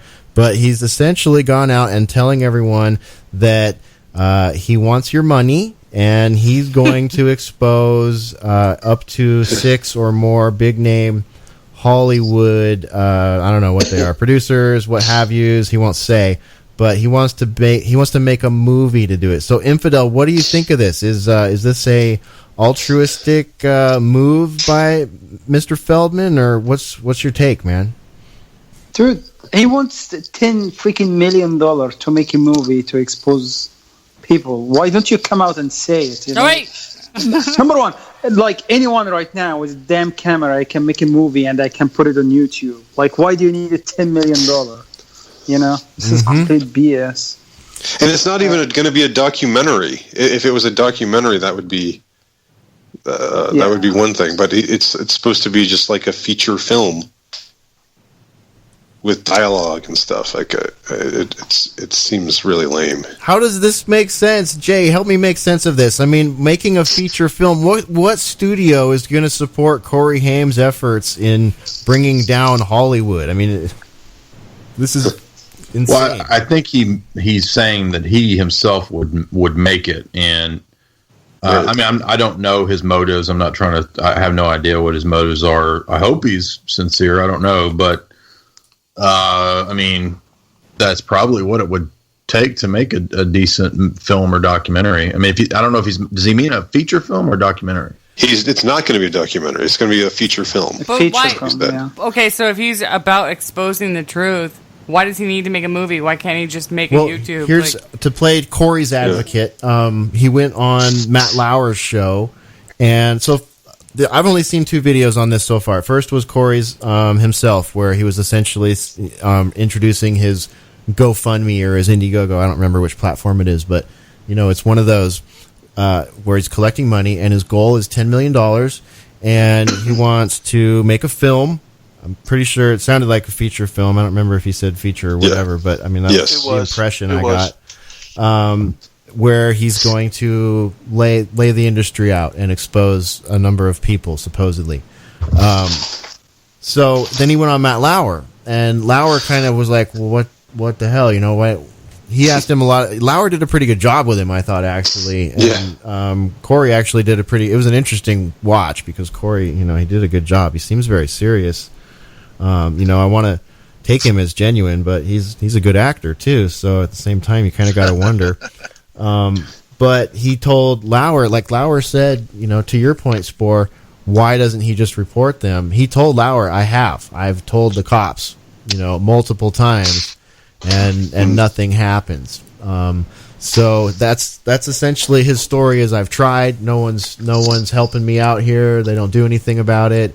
And then he also he says he got arrested, and someone tried to hit him, drive a car into him. He said he had 2 trucks come at him from 2 different directions. So I don't know. There's just so much drama here. I don't know what to think of it. Let me jump in on sort of devil's advocate in favor of Corey Feldman in the $10 million, because he did also mention that since he was going to name names, it would be for legal stuff, and then since he was doing it completely himself, that would involve distributing it, making it, marketing it, and everything else like that. Security. He mentioned security as well, and I think if this is what it's all cracked up to be, then he would definitely need some security. Yeah, right. Yeah, actually, and the other thing about him too was he came off pretty strong, and like you said, he's an actor, but he was like sort of a returning fire, you might say, to Lauer. Pretty good, and like a person that's sort of together, and maybe in some sort of way he thinks, hey man, I went through this, it's my story, why can't I get something out of it? I mean, I would say that on his behalf, maybe. Yeah, I was going to say the same thing too, is that a lot more people would watch a movie. Again, I don't know, I haven't seen the Matt Lauer interview. All I saw was his Indiegogo video. Again, I don't know what his motives are. I assume that he's sincere because he has been talking about this for a long time. He has, he's written about it in his book. Jamie's read his book, actually. So choreography. Yeah, I think that there's at least some level of sincerity here. I mean, that's a pretty serious thing to talk about and come out with. You know what I mean? This is not like, this is beyond what these other phony balonies are saying about, Harvey Weinstein grabbed my butt or whatever, or Ben Affleck grabbed my butt. You know what I mean? That's so, I mean, this is serious stuff where you could get sued, hardcore. You know what I mean? Yeah. He named today, actually, he came out on Dr. O's show and named John Grissom. I shared the link on the chat. That he said that he molested him in 1980. Who? The author? Exactly. John Grissom. He's the author, right? He's a book. No. You're thinking Jack Grisham. No. Oh. I think you're thinking Jack Grisham. It's John Grisham is the author. There you go. See, but I don't think it's the author. I don't think it's him that he mentioned. But yes, I remember hearing. I saw the link. Infidel. It was an actor, lesser known. And the first thing I thought was, is he holding back on the big names or something? He just threw that out there for a legitimacy thing or something. I don't know. Yeah, and I noticed in the Lauer interview, he said something. I think he said like there are like 6 names, one of which is still in the industry. So I mean, it's possible that he's got 6 people in mind, and only one of them is still in the industry. And another thing he mentioned, I don't know if this is the case, but he said that because of the statute of limitations laws in California, that the police wouldn't even be able to try, convict anybody on some of these crimes that he's talking about. Somebody'd have to fact check that, but he says that's one of the magic of Hollywood right there, a little piece of California to protect the Hollywood predators is the statute of limitation laws. So I thought that was an interesting concept, if that's really the way it works. I mean, I know there's no statute of limitations on murder, but great, interesting piece. Are there statutes of limitations on child abuse or child molestation? Well, that's what Corey said on the Lauer interview. So I don't know. Somebody will have to check. And you're saying Infidel that he did name somebody? He did, yes. John Grisham. He's like one of the. He was an actor that was in 2 of his movies. So it wasn't really a really big name. Kind of a no name in the industry. Yeah. Yeah. See, I don't know. If he'd said Steven Spielberg or Rob Reiner, then like why? Okay, we'd have something.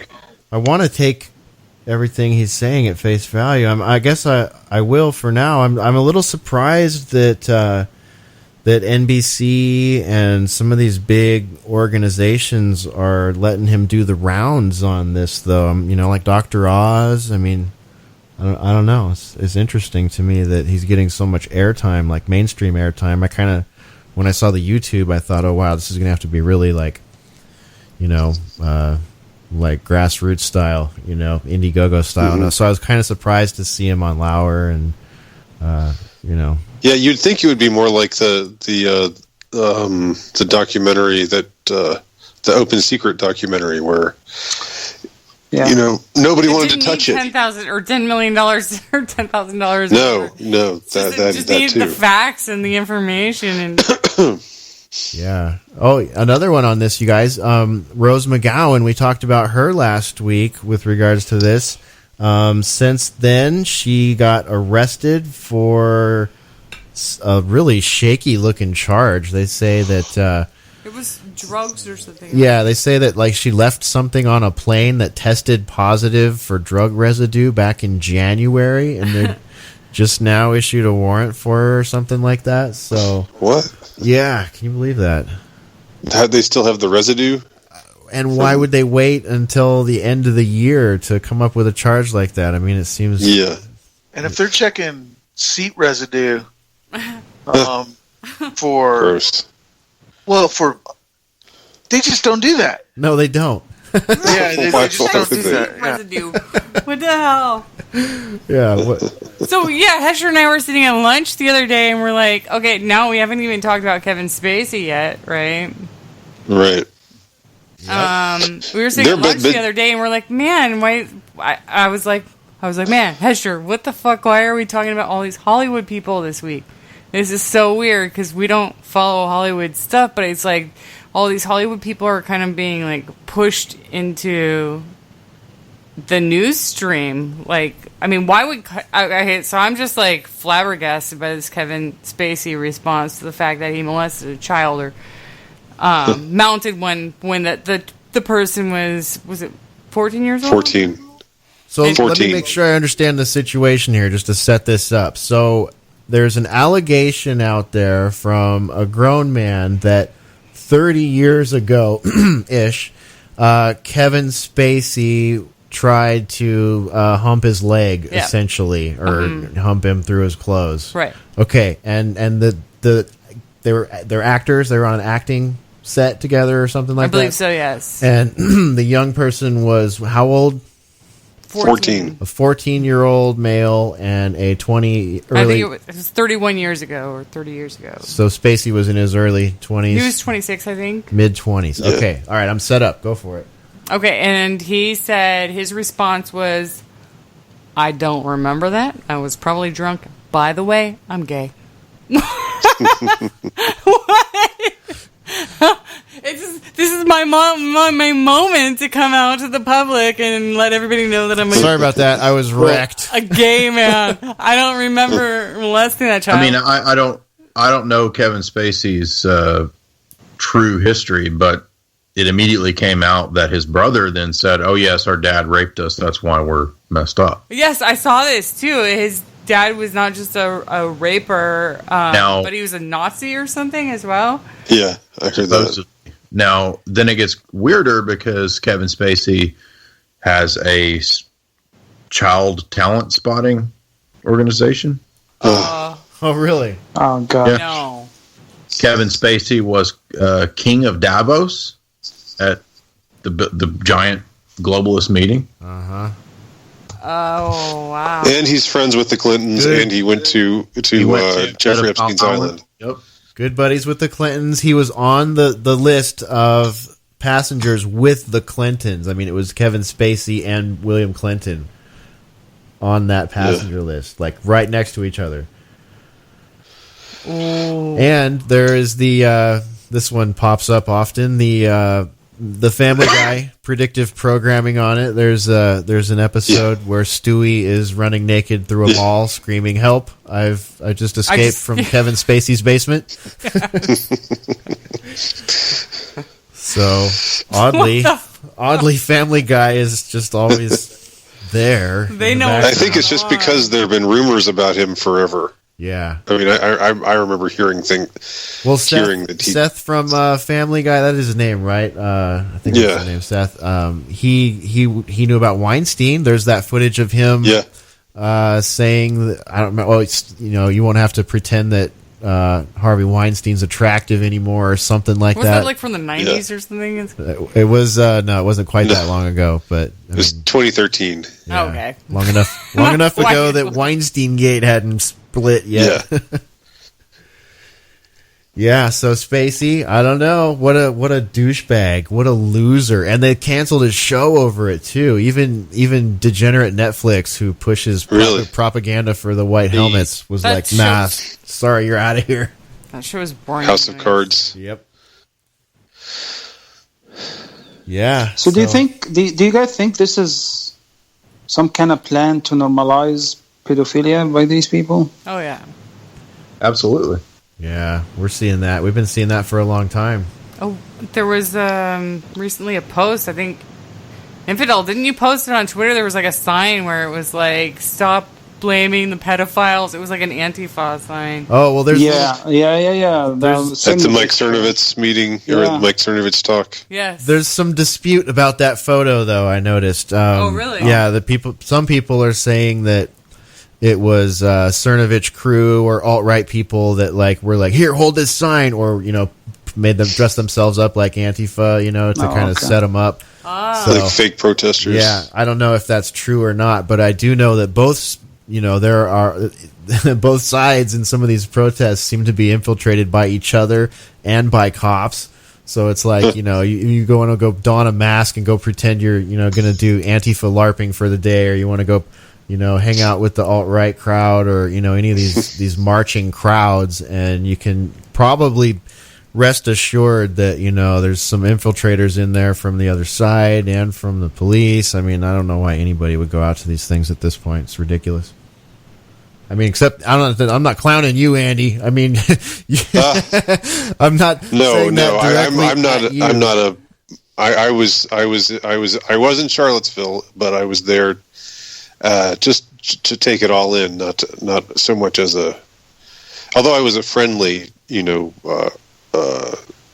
observer. I was an observer who was friendly to the alt-right, but this is fake news. I saw you get maced in the eyes, man. I saw you screaming at the cops. You were a radical. You were out there rebel routing. I'm kidding, dude. I'm totally joking. Well, that's true. That did happen, but I didn't know I had no idea that was gonna take place. Yeah, that was a pretty justified and natural reaction to that situation there, man. But I mean, my point is, you want to go out and you want to carry sticks and wear masks and all that shit. That's just stupid. That is just stupid at this point. And this thing on November 4th is just stupid too. And the only way that's going to be anything is if it's large crowds of people that are fully infiltrated by Soros money and Google. They sure have telegraphed it a whole hell of a lot, haven't they? Yeah, yet another reason. November 4th. Yet another reason I'm super doubtful about it. It's like this Jade Helm effect, and we're seeing that with the EMP experiment that the DoD is supposedly running between the 4th and the 6th. Yeah. Everybody's got Jade Helm fever, and it's going to be the Civil War 2.0, and the government's going to EMP us, and Antifa's going to rise up, and whatever. I will gladly call myself wrong if something happens, but I don't think anything's going to happen. Anybody think anything's going to happen? Nope. I mean, they talk about it. They talk about there are these drills happening, and that it's always a drill that precedes of some kind of big false flag. You will not be able to access your interwebs. Yeah, but the thing is that they're just telegraphing it so much that it's this is what we saw with Jade Helm exactly. Right. They're hyping it so much. The telegraph drills are the ones that are conspiracy candy, as Jay mentioned last week. Y2K. Oh my God, the list. The list. I mean, is long. something could happen. I do believe that something could happen, but let me clarify though. I think it'll be I think the ceiling of what could happen would probably be something like Charlottesville at somewhere, just somewhere, just some ding dong, just some ding dongs hey, takes it upon himself or whatever to do something dumb. Because I mean there are wackos out there, and they could moths to a flame show up at something like this. But I don't think it's anything on on the scales of this is the end. Run to the. We could, you know what? We could have somebody driving around in a pickup truck with a Confederate flag, trying to mow down immigrant children, non-white children in Virginia. Have you guys seen that? Talking about the false flag. Yeah, I've seen the commercial. Have y'all seen this ad? Yeah. This Are you political. serious? There's an ad for this? I don't understand. I'm confused. It's a campaign. It's what the Democratic it wasn't the Democratic governor or the Democratic candidate for governor himself who made this ad, but it was some group who was friendly to him who put together this spot where somebody, there was an Ed Gillespie. Is it Ed Gillespie? Is that the name of the governor of the Republican governor of Virginia? Anyway, it's Gillespie is his last name, I know. And there's an ad that shows a Gillespie voter driving around in a pickup truck with a Confederate flag hanging out the window.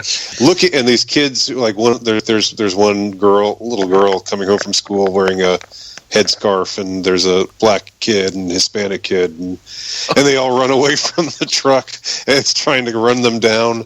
You are no way. And it's not satire.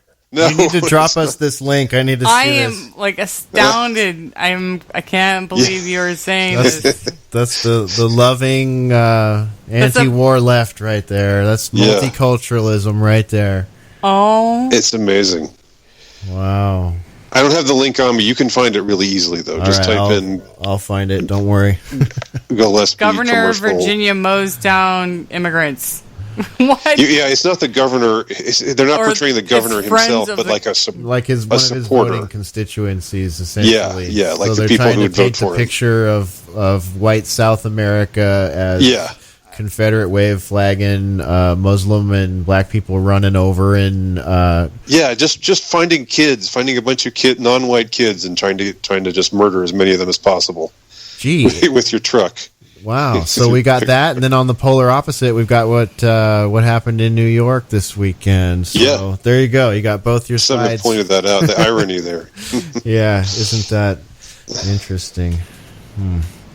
Hey, did you guys just back to Corey Haim for a second here? And I did not mistake that. Corey Haim actually dead now. His mom, Judy Haim, she is a little bit. All right, hey Jay, I know you got to bail, man. Thanks for being here tonight. There goes everybody. There goes Jay Dyer, jaysanalysis.com. Thanks, Jay. Yep. I'm afraid I'll take this opportunity to say I need to take off too. So all right, cool. Well, hey, just before you go, real quick, Judy Haim, Corey Haim's mom, says if he finally decides to release names and tell the world who they are, for the sake of more victims, I will be 100% behind him. But if he's waiting to release the names in the movie, I don't support that. He doesn't need $10 million to do it. Judy Haim. Okay, so there you go. I'll let you go, Andy. That's the Nameless One right there. Everybody check out the Nameless podcast over here at Alternate Current Radio. And your website's back online, right? Oh yeah, that's right. We are. We're back on Blogger. That's a big, very interesting story in and of itself. Yeah, I meant to bring that up. I'm glad I remembered. I'll let you say farewell to everyone, and if you want to tell that story, feel free.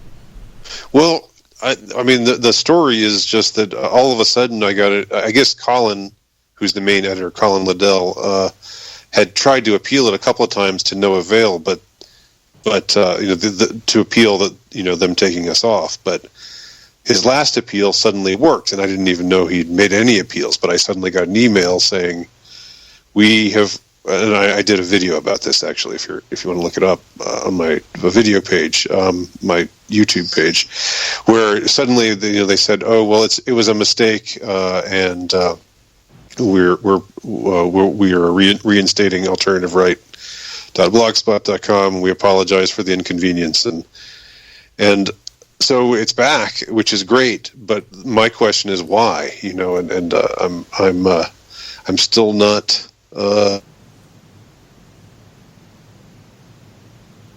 Did we? Oh, sorry, I lost you for a second. You said I'm still not. You were wondering why it came back. And you said, I'm still not, and then you faded away if we lost you for a second. Okay. Yeah, well, I'm still not entirely sure, but a few days ago, one of some commenter on my YouTube page pointed out that a few days ago there was a meeting, I guess this meeting over the 2016 election and social media goings on and stuff, and Senator Ted Cruz had some representatives from Google and Facebook, and just reamed them about freedom of speech, how they were not. There were many cases of them egregiously violating people's freedom of speech, or using some kind of algorithm where they made stories that were favorable to certain candidates show up more than others, and just pointed out that their claims to neutrality were apparently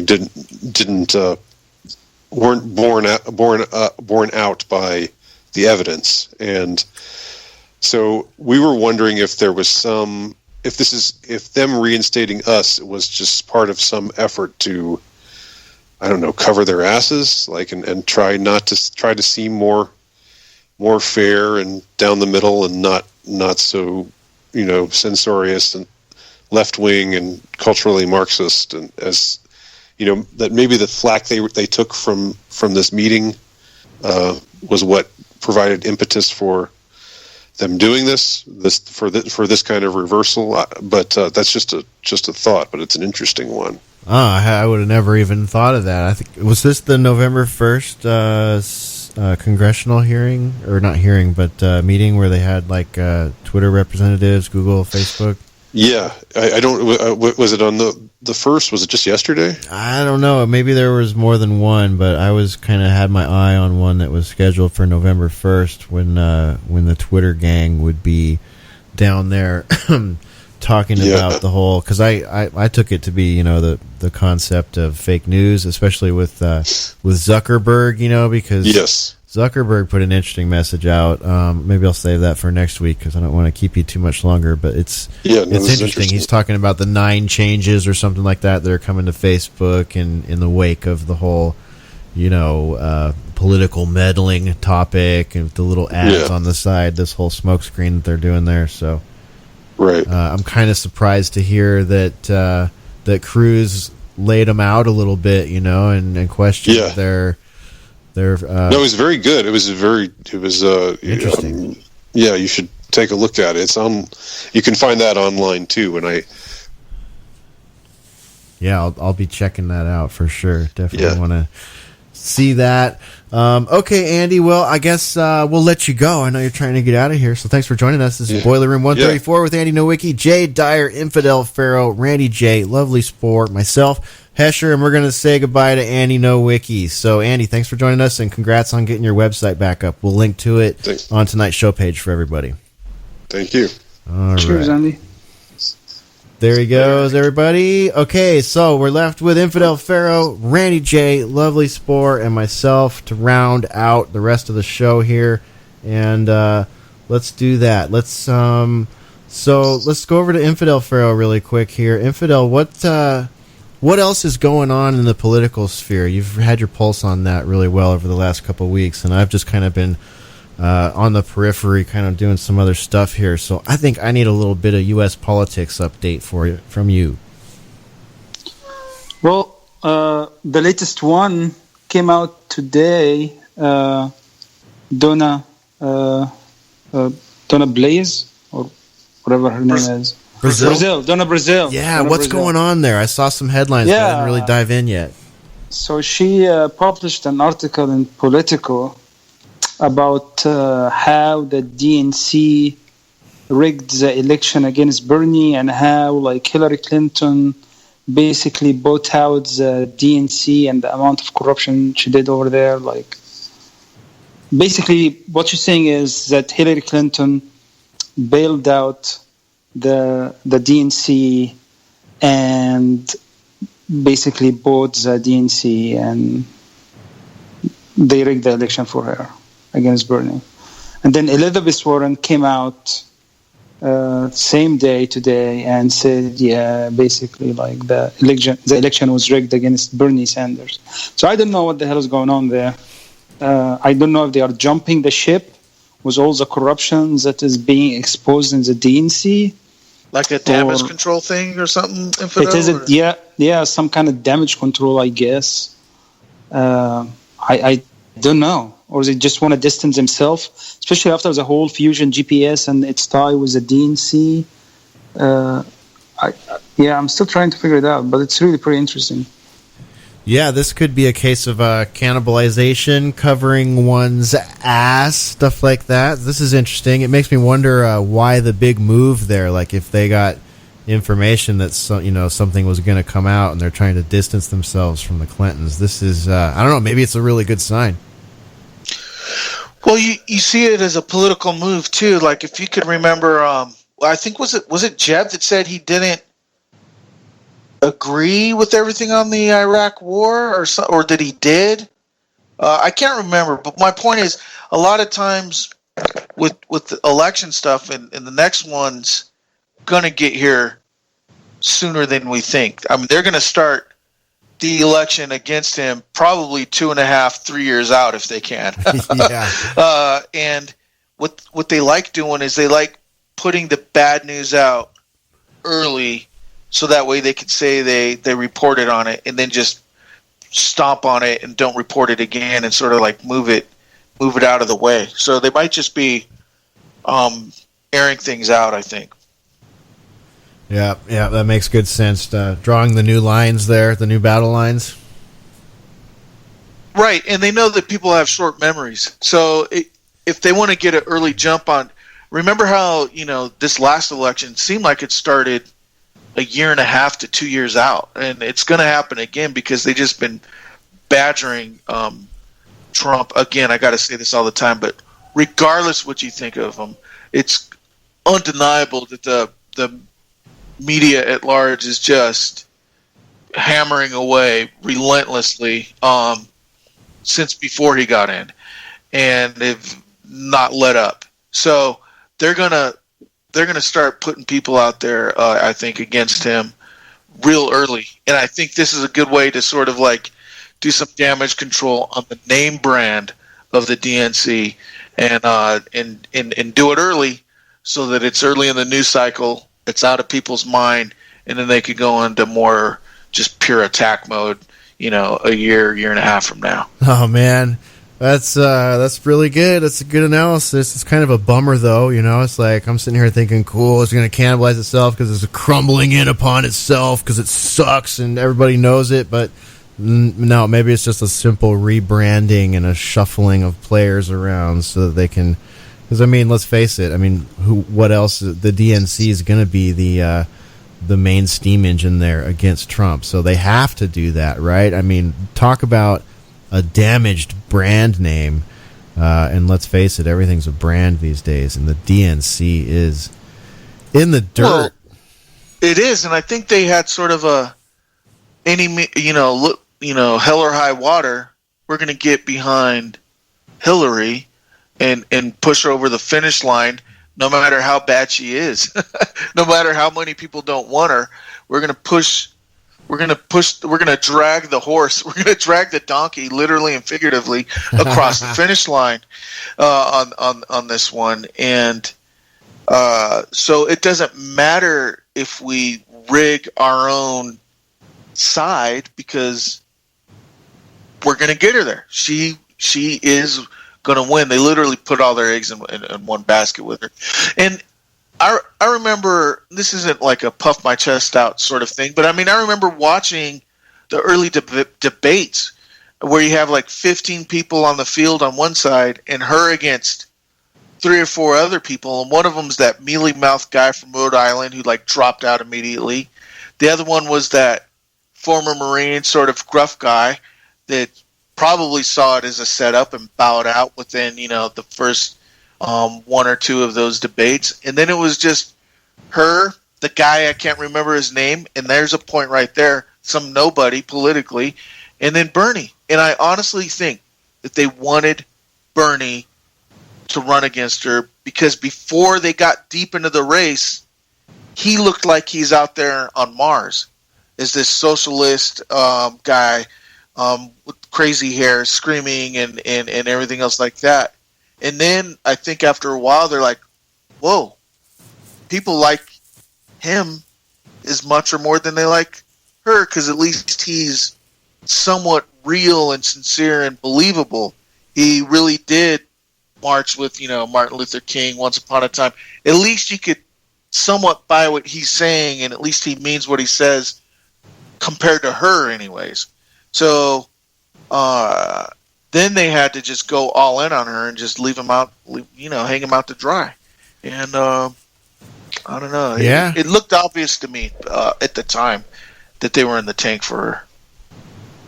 I mean, it's the same thing they did with Trump too. Like one of the emails that was leaked early on was WikiLeaks showed that they actually were pushing early on, like they were looking at which GOP candidate to support, and their pick was Trump, because I think that they basically thought that it would be an easy target for her, Oh, right. Like, in other words, get rid of the real political contenders and just leave this sideshow as what she runs against, and then it's even easier for her. Is that what you're saying?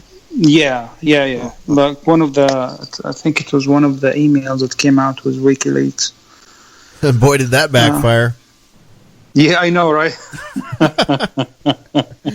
How's that one working out for you guys? Yeah, and with regards to Bernie, we saw this like in real time as it happened, because we aired that there was a microphone slip at one point where his wife kind of gave it away that we all knew, he wasn't going to get it, and that there was something rotten about it. I don't remember exactly what she said, but there was something that slipped in one of his rallies, and we all just looked at each other and said, oh, shit, here it comes.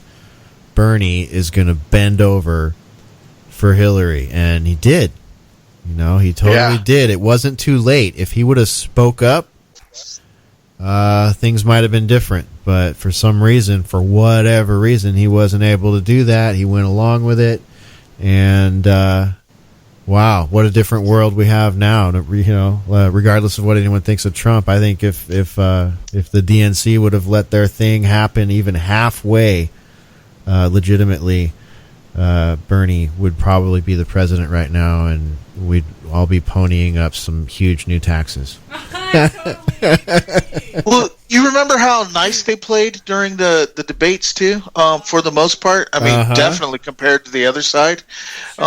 It makes me think that before he threw in the towel, that there might have been a 3 to maybe as much as a 5-week window where, for all these political people's flaws, they are in one way intelligent people.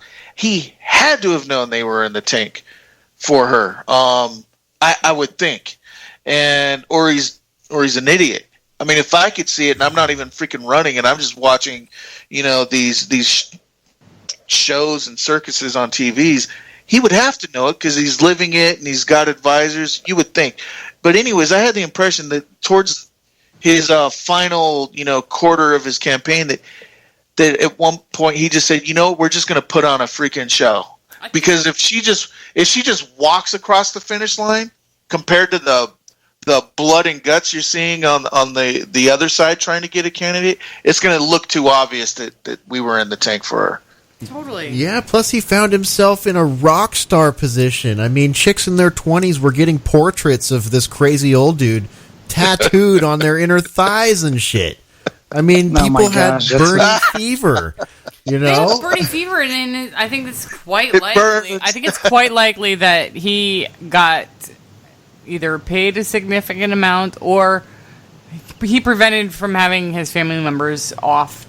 Yeah, whatever it is, somehow you get told, no. Yeah, no, you're not going to. You could win this. You could totally win this, because he totally would have. You, sir, could have been president, but Yeah, but there's not going to do it. No, not if you want to see your grandkids or your. Well, remember his wife. His wife was under federal investigation. I don't know what happened with this actually. Oh yeah, the land thing, right? Oh, that's right. I forgot about that in Vermont, right? Yep. Yeah. Something she took a huge loan out to buy a bunch of acreage and she bankrupted the school that she was the president of. Yeah, pretty nasty. Literally had to tell all the students. This is after she left, but in the wake of her leaving, she took like a $20 million loan out from the state or something like that and put it into the school. And there were certain people that were complaining that maybe not all of it actually went to the right places. They were kind of hinting at maybe embezzlement. I thought she built herself a little holiday cabin out on some acreage near a lake. Well, a lot of lakeside property was purchased for a lot of money, and it all went south, and the school went bankrupt. I remember us covering that too. I don't know what happened to that. What becomes of that? Years ago we should follow that up. It wasn't all that long ago. I mean, well, the part where she actually got, I don't know if she served or you know what I mean? Was she called into court? I can't remember. I don't know. I think there was legal proceedings. Yeah, I think there were. I don't think anything came of it though. It sort of went away. Oh, how about that? Was it nothing burger? Problems. Hot dog. Wouldn't that have made news if something actually would have came of it? That's why I'm saying, there's a leap right there, hoping the news would report something, right? But I mean, that would. Somebody, even alternate media, somebody would jump all over that, I would think, if anything came of it. So it probably went away, one way, shape, or form or the other. Yeah, I think that's what happens when you have endless lawyer money. Pretty much anything goes away if you have endless lawyer money. It's just the old Harvey Weinstein, just make the things disappear. That's a big part of the problem here, man. It's just not enough of us have endless lawyer money. I was drunk. It was 30 years ago anyway. And by the way, I'm gay, so it's cool. Don't worry about it, guys. No problem. No problem. No worries. Everything. You very heroic action there, definitely. Hey, use that defense next time you get pulled over for a speeding ticket. Just come out right there on the spot and be like, you know what, officer. I don't remember. I don't remember that happening. That was a long time ago, and I'm gay. So, what was he thinking? Jeez, oh man, just terrible. Don't these guys? Why doesn't Kevin Spacey have a PR person? Someone makes a claim like that, isn't your lawyer, your PR person, the first person you call? Not just start tweeting out crazed shit like that. Seriously, and I have not heard. I mean, and I haven't really been following it super closely. But has he actually come back around and said, "Hey, I wasn't molesting, or I wasn't with this child because I'm gay. I was just being a pervert." Who knows? There was a backlash even amongst the mainstream and then the left and the gays. I mean, a lot of people did not like. Right, so he must. I would think there would be some sort of new PSA out saying, "Hey, he should shut the fuck up and let a lawyer or someone do it for him because he's clearly not smart enough to handle it on his own." He just has these outbursts. So you're right, though. He should have someone stepping in to do damage control for him because House of Cards was a huge show on Netflix. He probably just lost millions of bucks right there. Oh, and he's been he's been in a ton of movies. He's had a really good career in Hollywood. I know. You know what it makes me think back to? It makes me think back to the first time I saw American Beauty. Remember what a big deal American Beauty was when it came out? Plastic bag stuck in the wind. Yeah, plastic bag in the wind. Everybody was so enthralled by the plastic bag in the wind, and his pedophile relationship with that girl. Well, there was always something really kind of creepy about that, and it weirded me out because it was I don't know. He just didn't seem attracted to women. Yeah, I think maybe it's kind of been obvious to all of us that he was gay since that movie. Wow. And then there's that weird she's too young effect also. So just I don't know. That movie always felt really weird and creepy to me. There was now looking back, it makes a lot more sense. I think we should watch that again because I think we could see a whole new. Oh God, I don't know if I can sit through it. Isn't it really long? Is it long? I don't know. I don't know. We could try.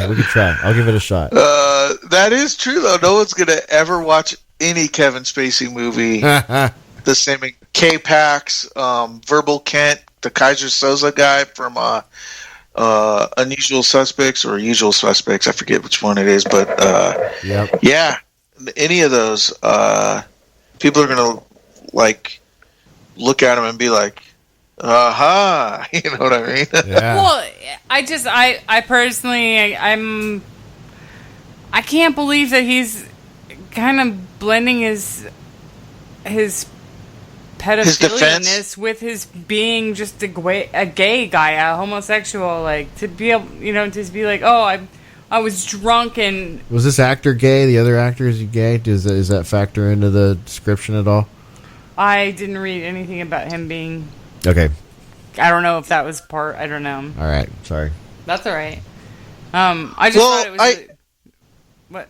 I sort of get it, if I could take that sort of stance of why he said what he said. Now, I'm not saying I agree with it. I'm not saying it was a good idea. I'm only saying that I sort of get why he did what he did. And because a lot of people ran with him coming out versus him doing what he did and having a lame apology for it. So in one way, it diffused it a little bit. Like from his point of view, like it wasn't only about the story. Didn't become exclusively about him being a dumbass. It was also about what he was, and that's probably why it was followed up from a PR damage control standpoint with this. The dad is a Nazi child abuser, right? Mm-hmm. And so that also pulls a little bit away from what he did, and it also builds in a little bit of an alibi. Not saying it's good, not saying I agree, but if you're like spiraling out of control, crash landing on Earth, maybe that's what they tell them. They say, "Hey, look, do this now. Just put it out there. You're already being drugged through the mud. Freaking, at least we'll maybe be able to hose some of it off by doing this other stuff." And he's got some media that are just, they're going to be liberal. They're going to like him for whatever reason, and sort of like maybe emphasize one side of the reporting a little bit more than the others, even though he's getting hammered at the same time. So it's a lessening of the beating, perhaps. Again, I'm sort of speculating that might be why they done it. Because think about it, if it's only, hey man, he was a freaking perv and tried humping some kid, some 14-year-old through his clothes or whatever, and there you go. If that's it, standalone by itself, it is a little bit, it's like a F minus instead of just a F on a grade. So yeah, but okay, just check out the double standard here. If Trump had some woman saying that he humped her 30 years ago, and he was like, "Oh, I was just drunk." I mean, even then, like, impeach him. Totally. I mean, it would just be like such a... Yeah, he just used words and everybody got so offended. Now there's like a certain contingent of people out there defending, this act by Kevin Spacey, which was, absolutely right. Physical absolutely contact. Right. Absolutely right. And even when he was donating to the Clinton campaign and sort of part of Hollywood and the entertainment scene on his own, all those same things that he was saying then that didn't matter then only mattered now after he beat their chosen one, or she lost, or however you want to phrase it. No, you're absolutely. It's totally how the message is delivered and who it is that they have their sights set on. Right, well, dude. And here's that. I'm sorry. The fact that you just said it like that makes me think of like this other thing that I was trying to bring up earlier when we were talking. Is that like for some reason like all of our sights are set on these Hollywood people right now. Like, and it's really strange. It's like every because they got over for so long. Is that part of it? I think I don't know. Hesh and I were talking about this at lunch the other day. What is this? Why is the focus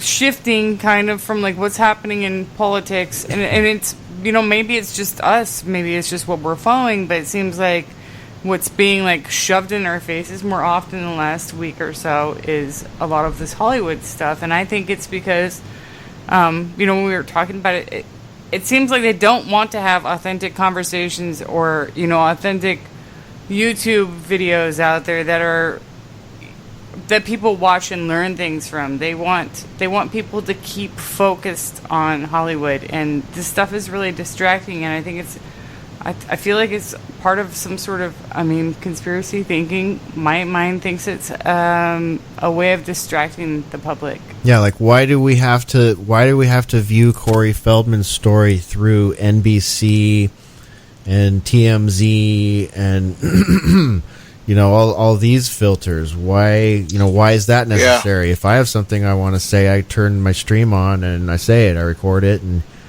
make a show post for it. So, like, what's the deal there? I agree, Spore. It's very strange. And then there's I don't know. Like on the one hand, it feels like there's a lot of cover your ass going on right now, and a lot of throwing under the bus going on.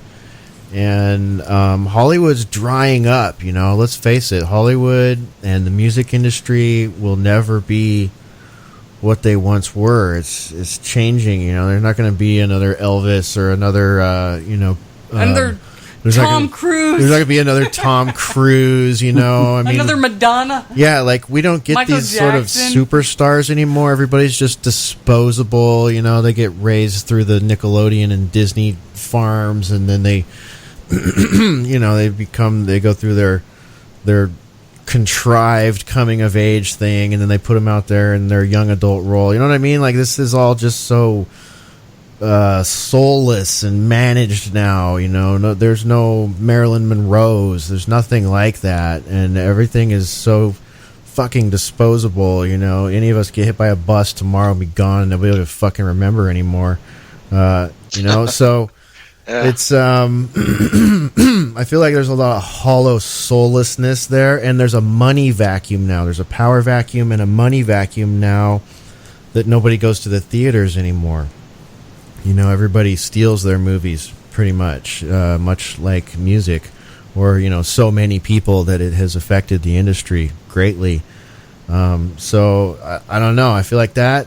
There's like sort of a natural thing happening there. That's playing a factor for sure, man. Right. But then on the other hand, it's like back to that lens of like, well, why do we keep having to look at this through the Hollywood lens when all these people should be able to talk to us the way we talk to each other, and it makes me concerned, like we covered Ashton Kutcher's foundation that's like attached to John McCain and to Palantir and all these big corporate technocrat companies, and they're supposedly looking out for people in human trafficking situations and all this, and I just have a hard time trusting some of these people when we can only see it through this Hollywood and political lens. Did you see his testimony in the Congress one time when he was saying that the NSA called him because they couldn't track this person that was Is that bullshit or what? I mean, how stupid do they think we are? And Ashton Kutcher, shame on you. I mean, it's pretty clear that Demi Moore is some sort of sexual pervert with thoughts about young people. There's footage of her floating around out there on the internet. And then she has this strange divorce from Bruce Willis, and then gets together with Ashton Kutcher, and they form this. I forget what their acronym was, but she and he had a similar thing, and then when they renamed it, rebranded it, and now it's getting money from crazy expensive companies, and he's having meetings at the White House, and we're all to believe that this is for everybody's own good, and that these people are looking out for us. But I mean, look at their connections, look who they're having dinner with. I don't believe any of these people are looking out for us. And Corey Feldman has my hackles up right now because he wants money. And I want to believe him. I would like for his story to be legit and for it to come out. But I look around at all these other people. Ashton Kutcher, what a joke. Who do you think you're fooling? Maybe there's 10 dozen fucking groups on Facebook with weird, stupid names where people share conspiracy shit, and they're all jumping up and down about how great you are, exposing pedophiles. Where's the list? What didn't he say? I mean, he had some outrageous number of people that they had caught. Yeah, like hundreds of thousands. It was like tens of thousands. I think it might have been hundreds of thousands. I mean, we broke it down, and we played the clips on a previous Boiler Room. If I can find it, I'll link it to tonight's show page so people, new listeners, can go back and listen to that if they haven't heard it. But it's ridiculous. I mean, the amount of digging I did when that video came out just added more and more questions. Oh yeah, that's right. I had a ton of reference links but he one. Was doing a good job. I mean, he had like tears in his eyes. Oh, he's playing the part. Him and John McCain. Talking about his daughter. Him and Insane McCain. What a couple of sweethearts. What a sweetheart camera moment there between Insane McCain and fucking Spicoli there, whatever his name is. Sean Penn? No, not Sean Penn. I did that wrong. Kelso. I was going for Kelso. But it worked, though. It's like the modern... It's like that 70s show, Spicoli. Yeah, at any rate. I'm with you on all these things. I also think there's a little bit of... They meaning probably the CIA and Hollywood itself, and they created this sort of toxic blackmail, do what thou will sort of environment where, occasionally they just freaking turn on each other. The old "there's no honor amongst thieves" thing, sort of, and I think as the industry's withering away, there's some sort of these people that are just going to fall to the wayside as it goes, because they're seeing their cash cow starve a little bit, and they're not used to that. They're used to it doing whatever the hell they wanted, and the timing of it too is bizarre. Spore. It makes me think that what's the real play going on here? Is it part of going after bigger fish on purpose to and sort of start slow and just go towards bigger prominent people or not? It's hard to say. And Feldman's whole deal is very strange, as you said.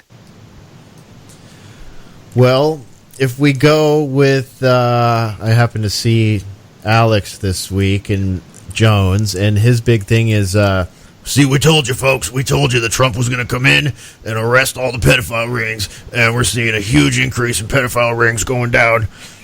So, and there are news articles to support those claims, I suppose, and we certainly are seeing a media blitz. But call me skeptical. I'm just having a hard time trusting some of these voices that are being put out there as our champions of this cause. And I smell a rat. I feel like something's afoot. I don't know what it is. Something's rotten in Denmark, some might say. But I don't know. And I think that there's... I really hope that there's a couple of good people in here. You know what I mean? I really want Corey Feldman to be on the level. I really want Rose McGowan to be on the level. I wish I could say I want Ashton Kutcher to be on the level, but I don't trust that guy any further than I can throw his Maserati. Yeah, so I don't know. What if this was I'm gonna say it. I sort of cringe at saying it, but I'm gonna say it. What if this was all a warming up to nailing Trump on this type of stuff? Well, I just got to float that out there. Like, in other words, what do you mean, Neil? Well, what do you mean? Well, I'll explain. What I mean is not going directly at Trump for the same allegations without first taking out a couple of other people. That way it doesn't come off as they're going straight for Trump on that. Are you heading towards Epstein connections here? He's in the book, just like just like a lot of these other people we mentioned tonight. Okay, so Randy J, maybe you're the person for this. For any new listeners or people, I know a lot of our listeners know the story here, but what you and Spore were talking about a bit ago there with regards to Spacey, I think it's worth underlining the Epstein connection. Like, I sort of made it, but maybe you could just give the listeners a really brief, 101 on the Lolita Express. Is that in your swim lane? Do you think you could do that? Yeah. There was two different things, actually. There's the island itself, and then there's Lolita Express. And then I know Clinton had been on flight manifests with that. I wasn't aware that Spacey was on that as well, but it doesn't surprise me when you had mentioned that earlier.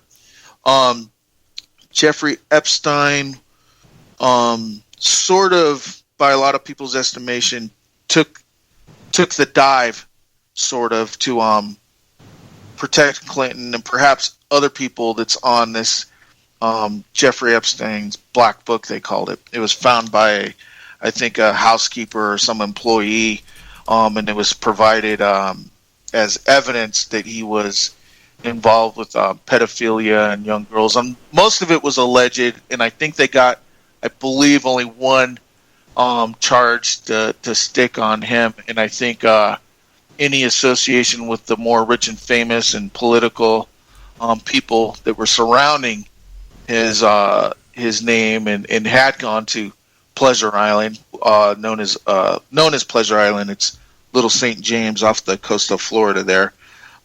Maybe more in the Caribbean, but in that neck of the woods anyways. So he sort of went down, and then a lot of the allegations and all that, and the looking into Bill Clinton sort of died. Well, amongst the names in that black book is Donald J. Trump. And I had the hypothesis probably a little over a year ago that, at the time Donald Trump was saying stuff about the Pope, and they were attacking him. He was saying stuff about the wall, they're attacking him. He's saying stuff about Ted Cruz, Marco Rubio, Jeb, attack. And they were finding dirt on him from his past, anything they could do. IRS records, he visited Club 54, he did this, he did that. But for whatever reason, they don't mention that he's in Epstein's book. And my theory was, well, it's because his opponent's husband's in there. And so they're just letting that lie. Yeah. Right. And so to not damage people that they're sort of in their corner, they just let it, they ignore that.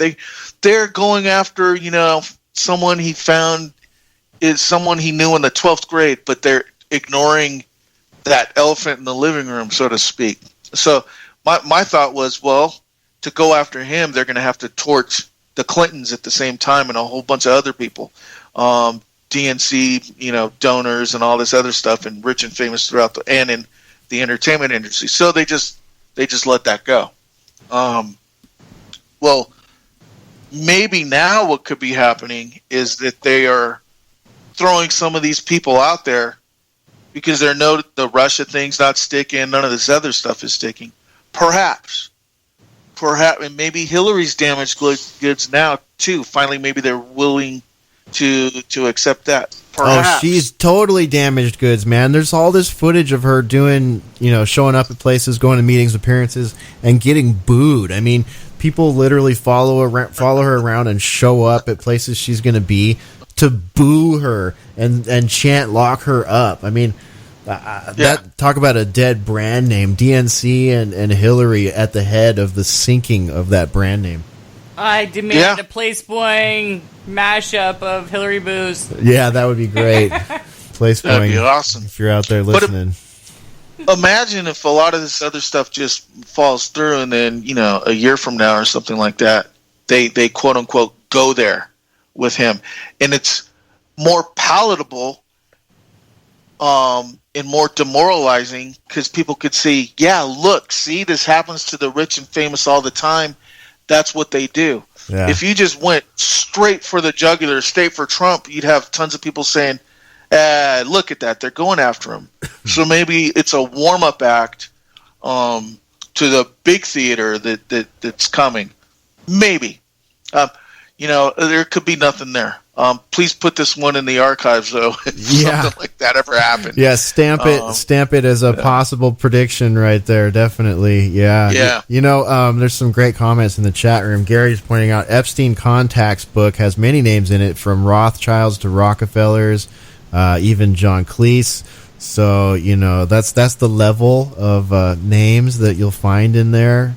And of course, we don't know what's going to come of it, but if anyone out there is not familiar with that, I mean, that's a rabbit hole you could dive into, because, I mean, there's a conviction with Epstein, right?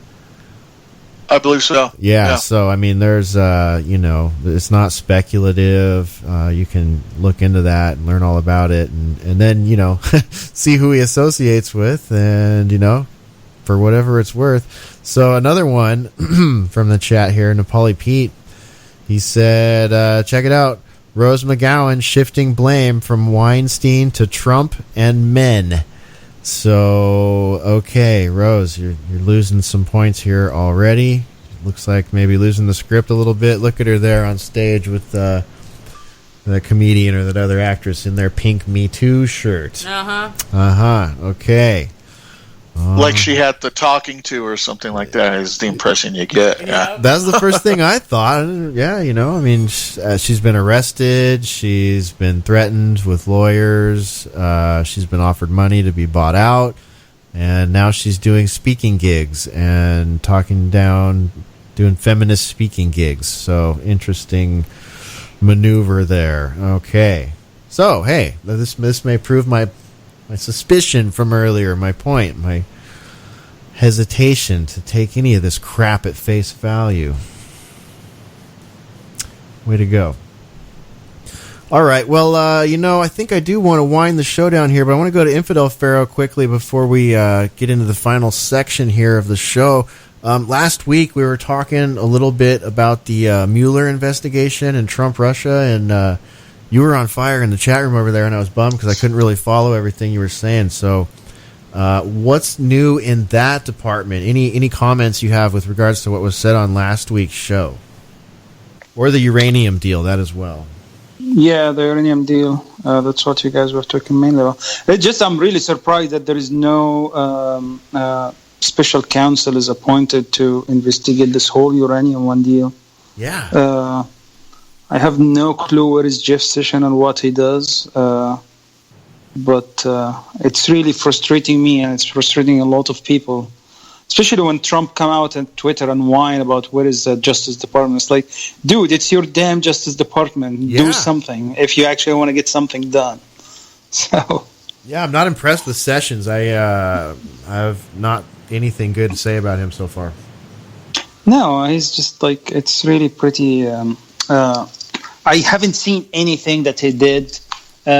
Really, like, my hope, when this whole point of running, like, to restore law and order is the first, I will say, like, the first step to restore law and order is restoring people's faith in the system.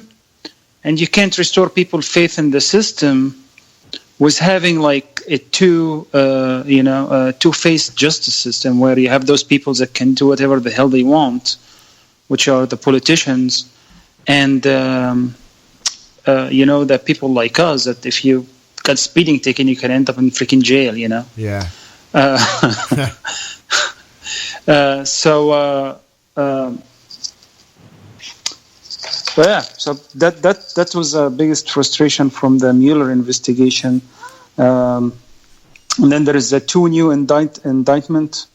I'm not sure if you guys were following this news that Mueller came up with on Monday. One of them is a low-level campaign volunteer. His name is George Papadopoulos, I believe. Mm-hmm. And the other one is Manafort. Manafort his indictment was basically for tax fraud and some evasion activities that he did, I believe in 2006, related to Ukraine deals when he was working with the Podesta group. And then the other guy, George, they got him for basically lying to the FBI about some of the details. So covering up, so essentially the Podesta group in association probably with Hillary and this crowd colluding, right? Is this not a case of collusion with a foreign government? It is, isn't it? How about that? I thought we've been looking for collusion for the last 11 months, and we've been looking up the wrong skirt? Yeah. No, the interesting thing is really like when now there's some news that's getting out there looking at some history of this guy, George Papadopoulos? That he's actually connected to one of the people that is tied to Fusion GPS, which has to do with the Trump dossier. How about that? I know. So it's really pretty interesting. I'm just observing now to see how it's going to play out. But I see a big setup that was being done, early on in this, when Trump won the nomination, from the wiretapping to actually embedding people in his campaign so that they can put this whole Russia narrative. Yeah. But we'll see how it plays out. But that's my guess. That's what it looks like to me too. I mean, and why would it not be that way? I mean, it fits in with everything that we've seen and all of the obfuscation and lies coming out of the other side. I mean, yeah, what a disgrace. Yeah. Well, all right. Well, that's the situation we find ourselves in. Thanks for the update there, Infidel. Appreciate it. I'm going to go around the room and we're going to shut the show down. I'll start with Infidel Pharaoh since he's already on the microphone. Thanks for joining us tonight, and we'll do it again soon. How about that? Thanks, bro. Thanks for having me, and I appreciate the time. Definitely. We always appreciate your input. Thanks for hanging out tonight, and we will do it again soon. There he goes, everybody. That's Infidel Pharaoh joining us here for Boiler Room number 134. Also, big thanks to Jay Dyer and Andy Nowicki, who had to leave a little bit earlier in the show. Over to Randy J next. Randy J, thanks for being here for the show tonight. It was a great show. Fun hanging out with you guys. We went overtime. I don't think it could... we couldn't avoid it. It had to be done. Everything that was said tonight, we needed to cover. So it's an extra long show, and I appreciate you hanging out for the whole thing. Yeah, thanks very much. And if I could, I just want to clarify for the listeners, I'm not saying I even believe everything I say sometimes. I'm just sort of, speculate. It is the Boiler Room. I'm just sort of speculating, out loud on why some of these crazy things might be the way they are. You know what I mean? So, absolutely. Yeah, that's part of the fun of what we do over here. We have to combat all the nasty think tanks out there. So we think outside the box, inside the box, around the box, cut a circle in the box, and pour everything in and shake it about. So appreciate that, Randy. And again, thanks for being here tonight. And we'll do it again next week, hopefully. Yeah, I believe I'm available, but I'll have to check. All right, cool. Well, we hope to see you next week, and thanks for being here tonight. Over to the lovely, lovely, lovely co-host, the lovely Spore. Thanks for being here tonight, Spore. Thanks for being here tonight, Hesher. Hey, no problem. I would just like to kind of dovetail on what Randy said there, and I love the fact that we can just kind of talk about what we think. We don't have to say anything's confirmed to be one way or another. It's a really nice open space to say whatever comes across the mind. And I mean, there's a lot of research to do and a lot of subjects that we touch on, and it can be sensitive sometimes. Yeah, well, excuse me. We just want to encourage people to be skeptical and critical and use that gray matter between the ears, as our friend Funk Soul would say. Engage with that, and I think our conversational style, I hope our conversational style helps get that across. Maybe people will benefit from that. So yes, absolutely, good point, Spore. All right, well, hey, good icebreaker today. That was fun to talk about. Oh, it's just going to get weirder and weirder. Yeah, humanoids, I know. Yeah, we got 5 or 6 other icebreakers we could have thrown at you guys tonight, but we're going to save those rounds. And it's just like you take one of those and it's shocking enough, and it goes deep. Like we talked really deep with Jay about, smart cities and the origins of all these ideas. And, it touches a lot of topics. So it's amazing how a icebreaker can turn into such a, big detailed discussion. Totally, and I mean it's interesting because there were other ones that were affiliated with it that I didn't want to bring up, but kind of did at the same time. They're just a little bit creepier and darker. Yeah, some of them are, really black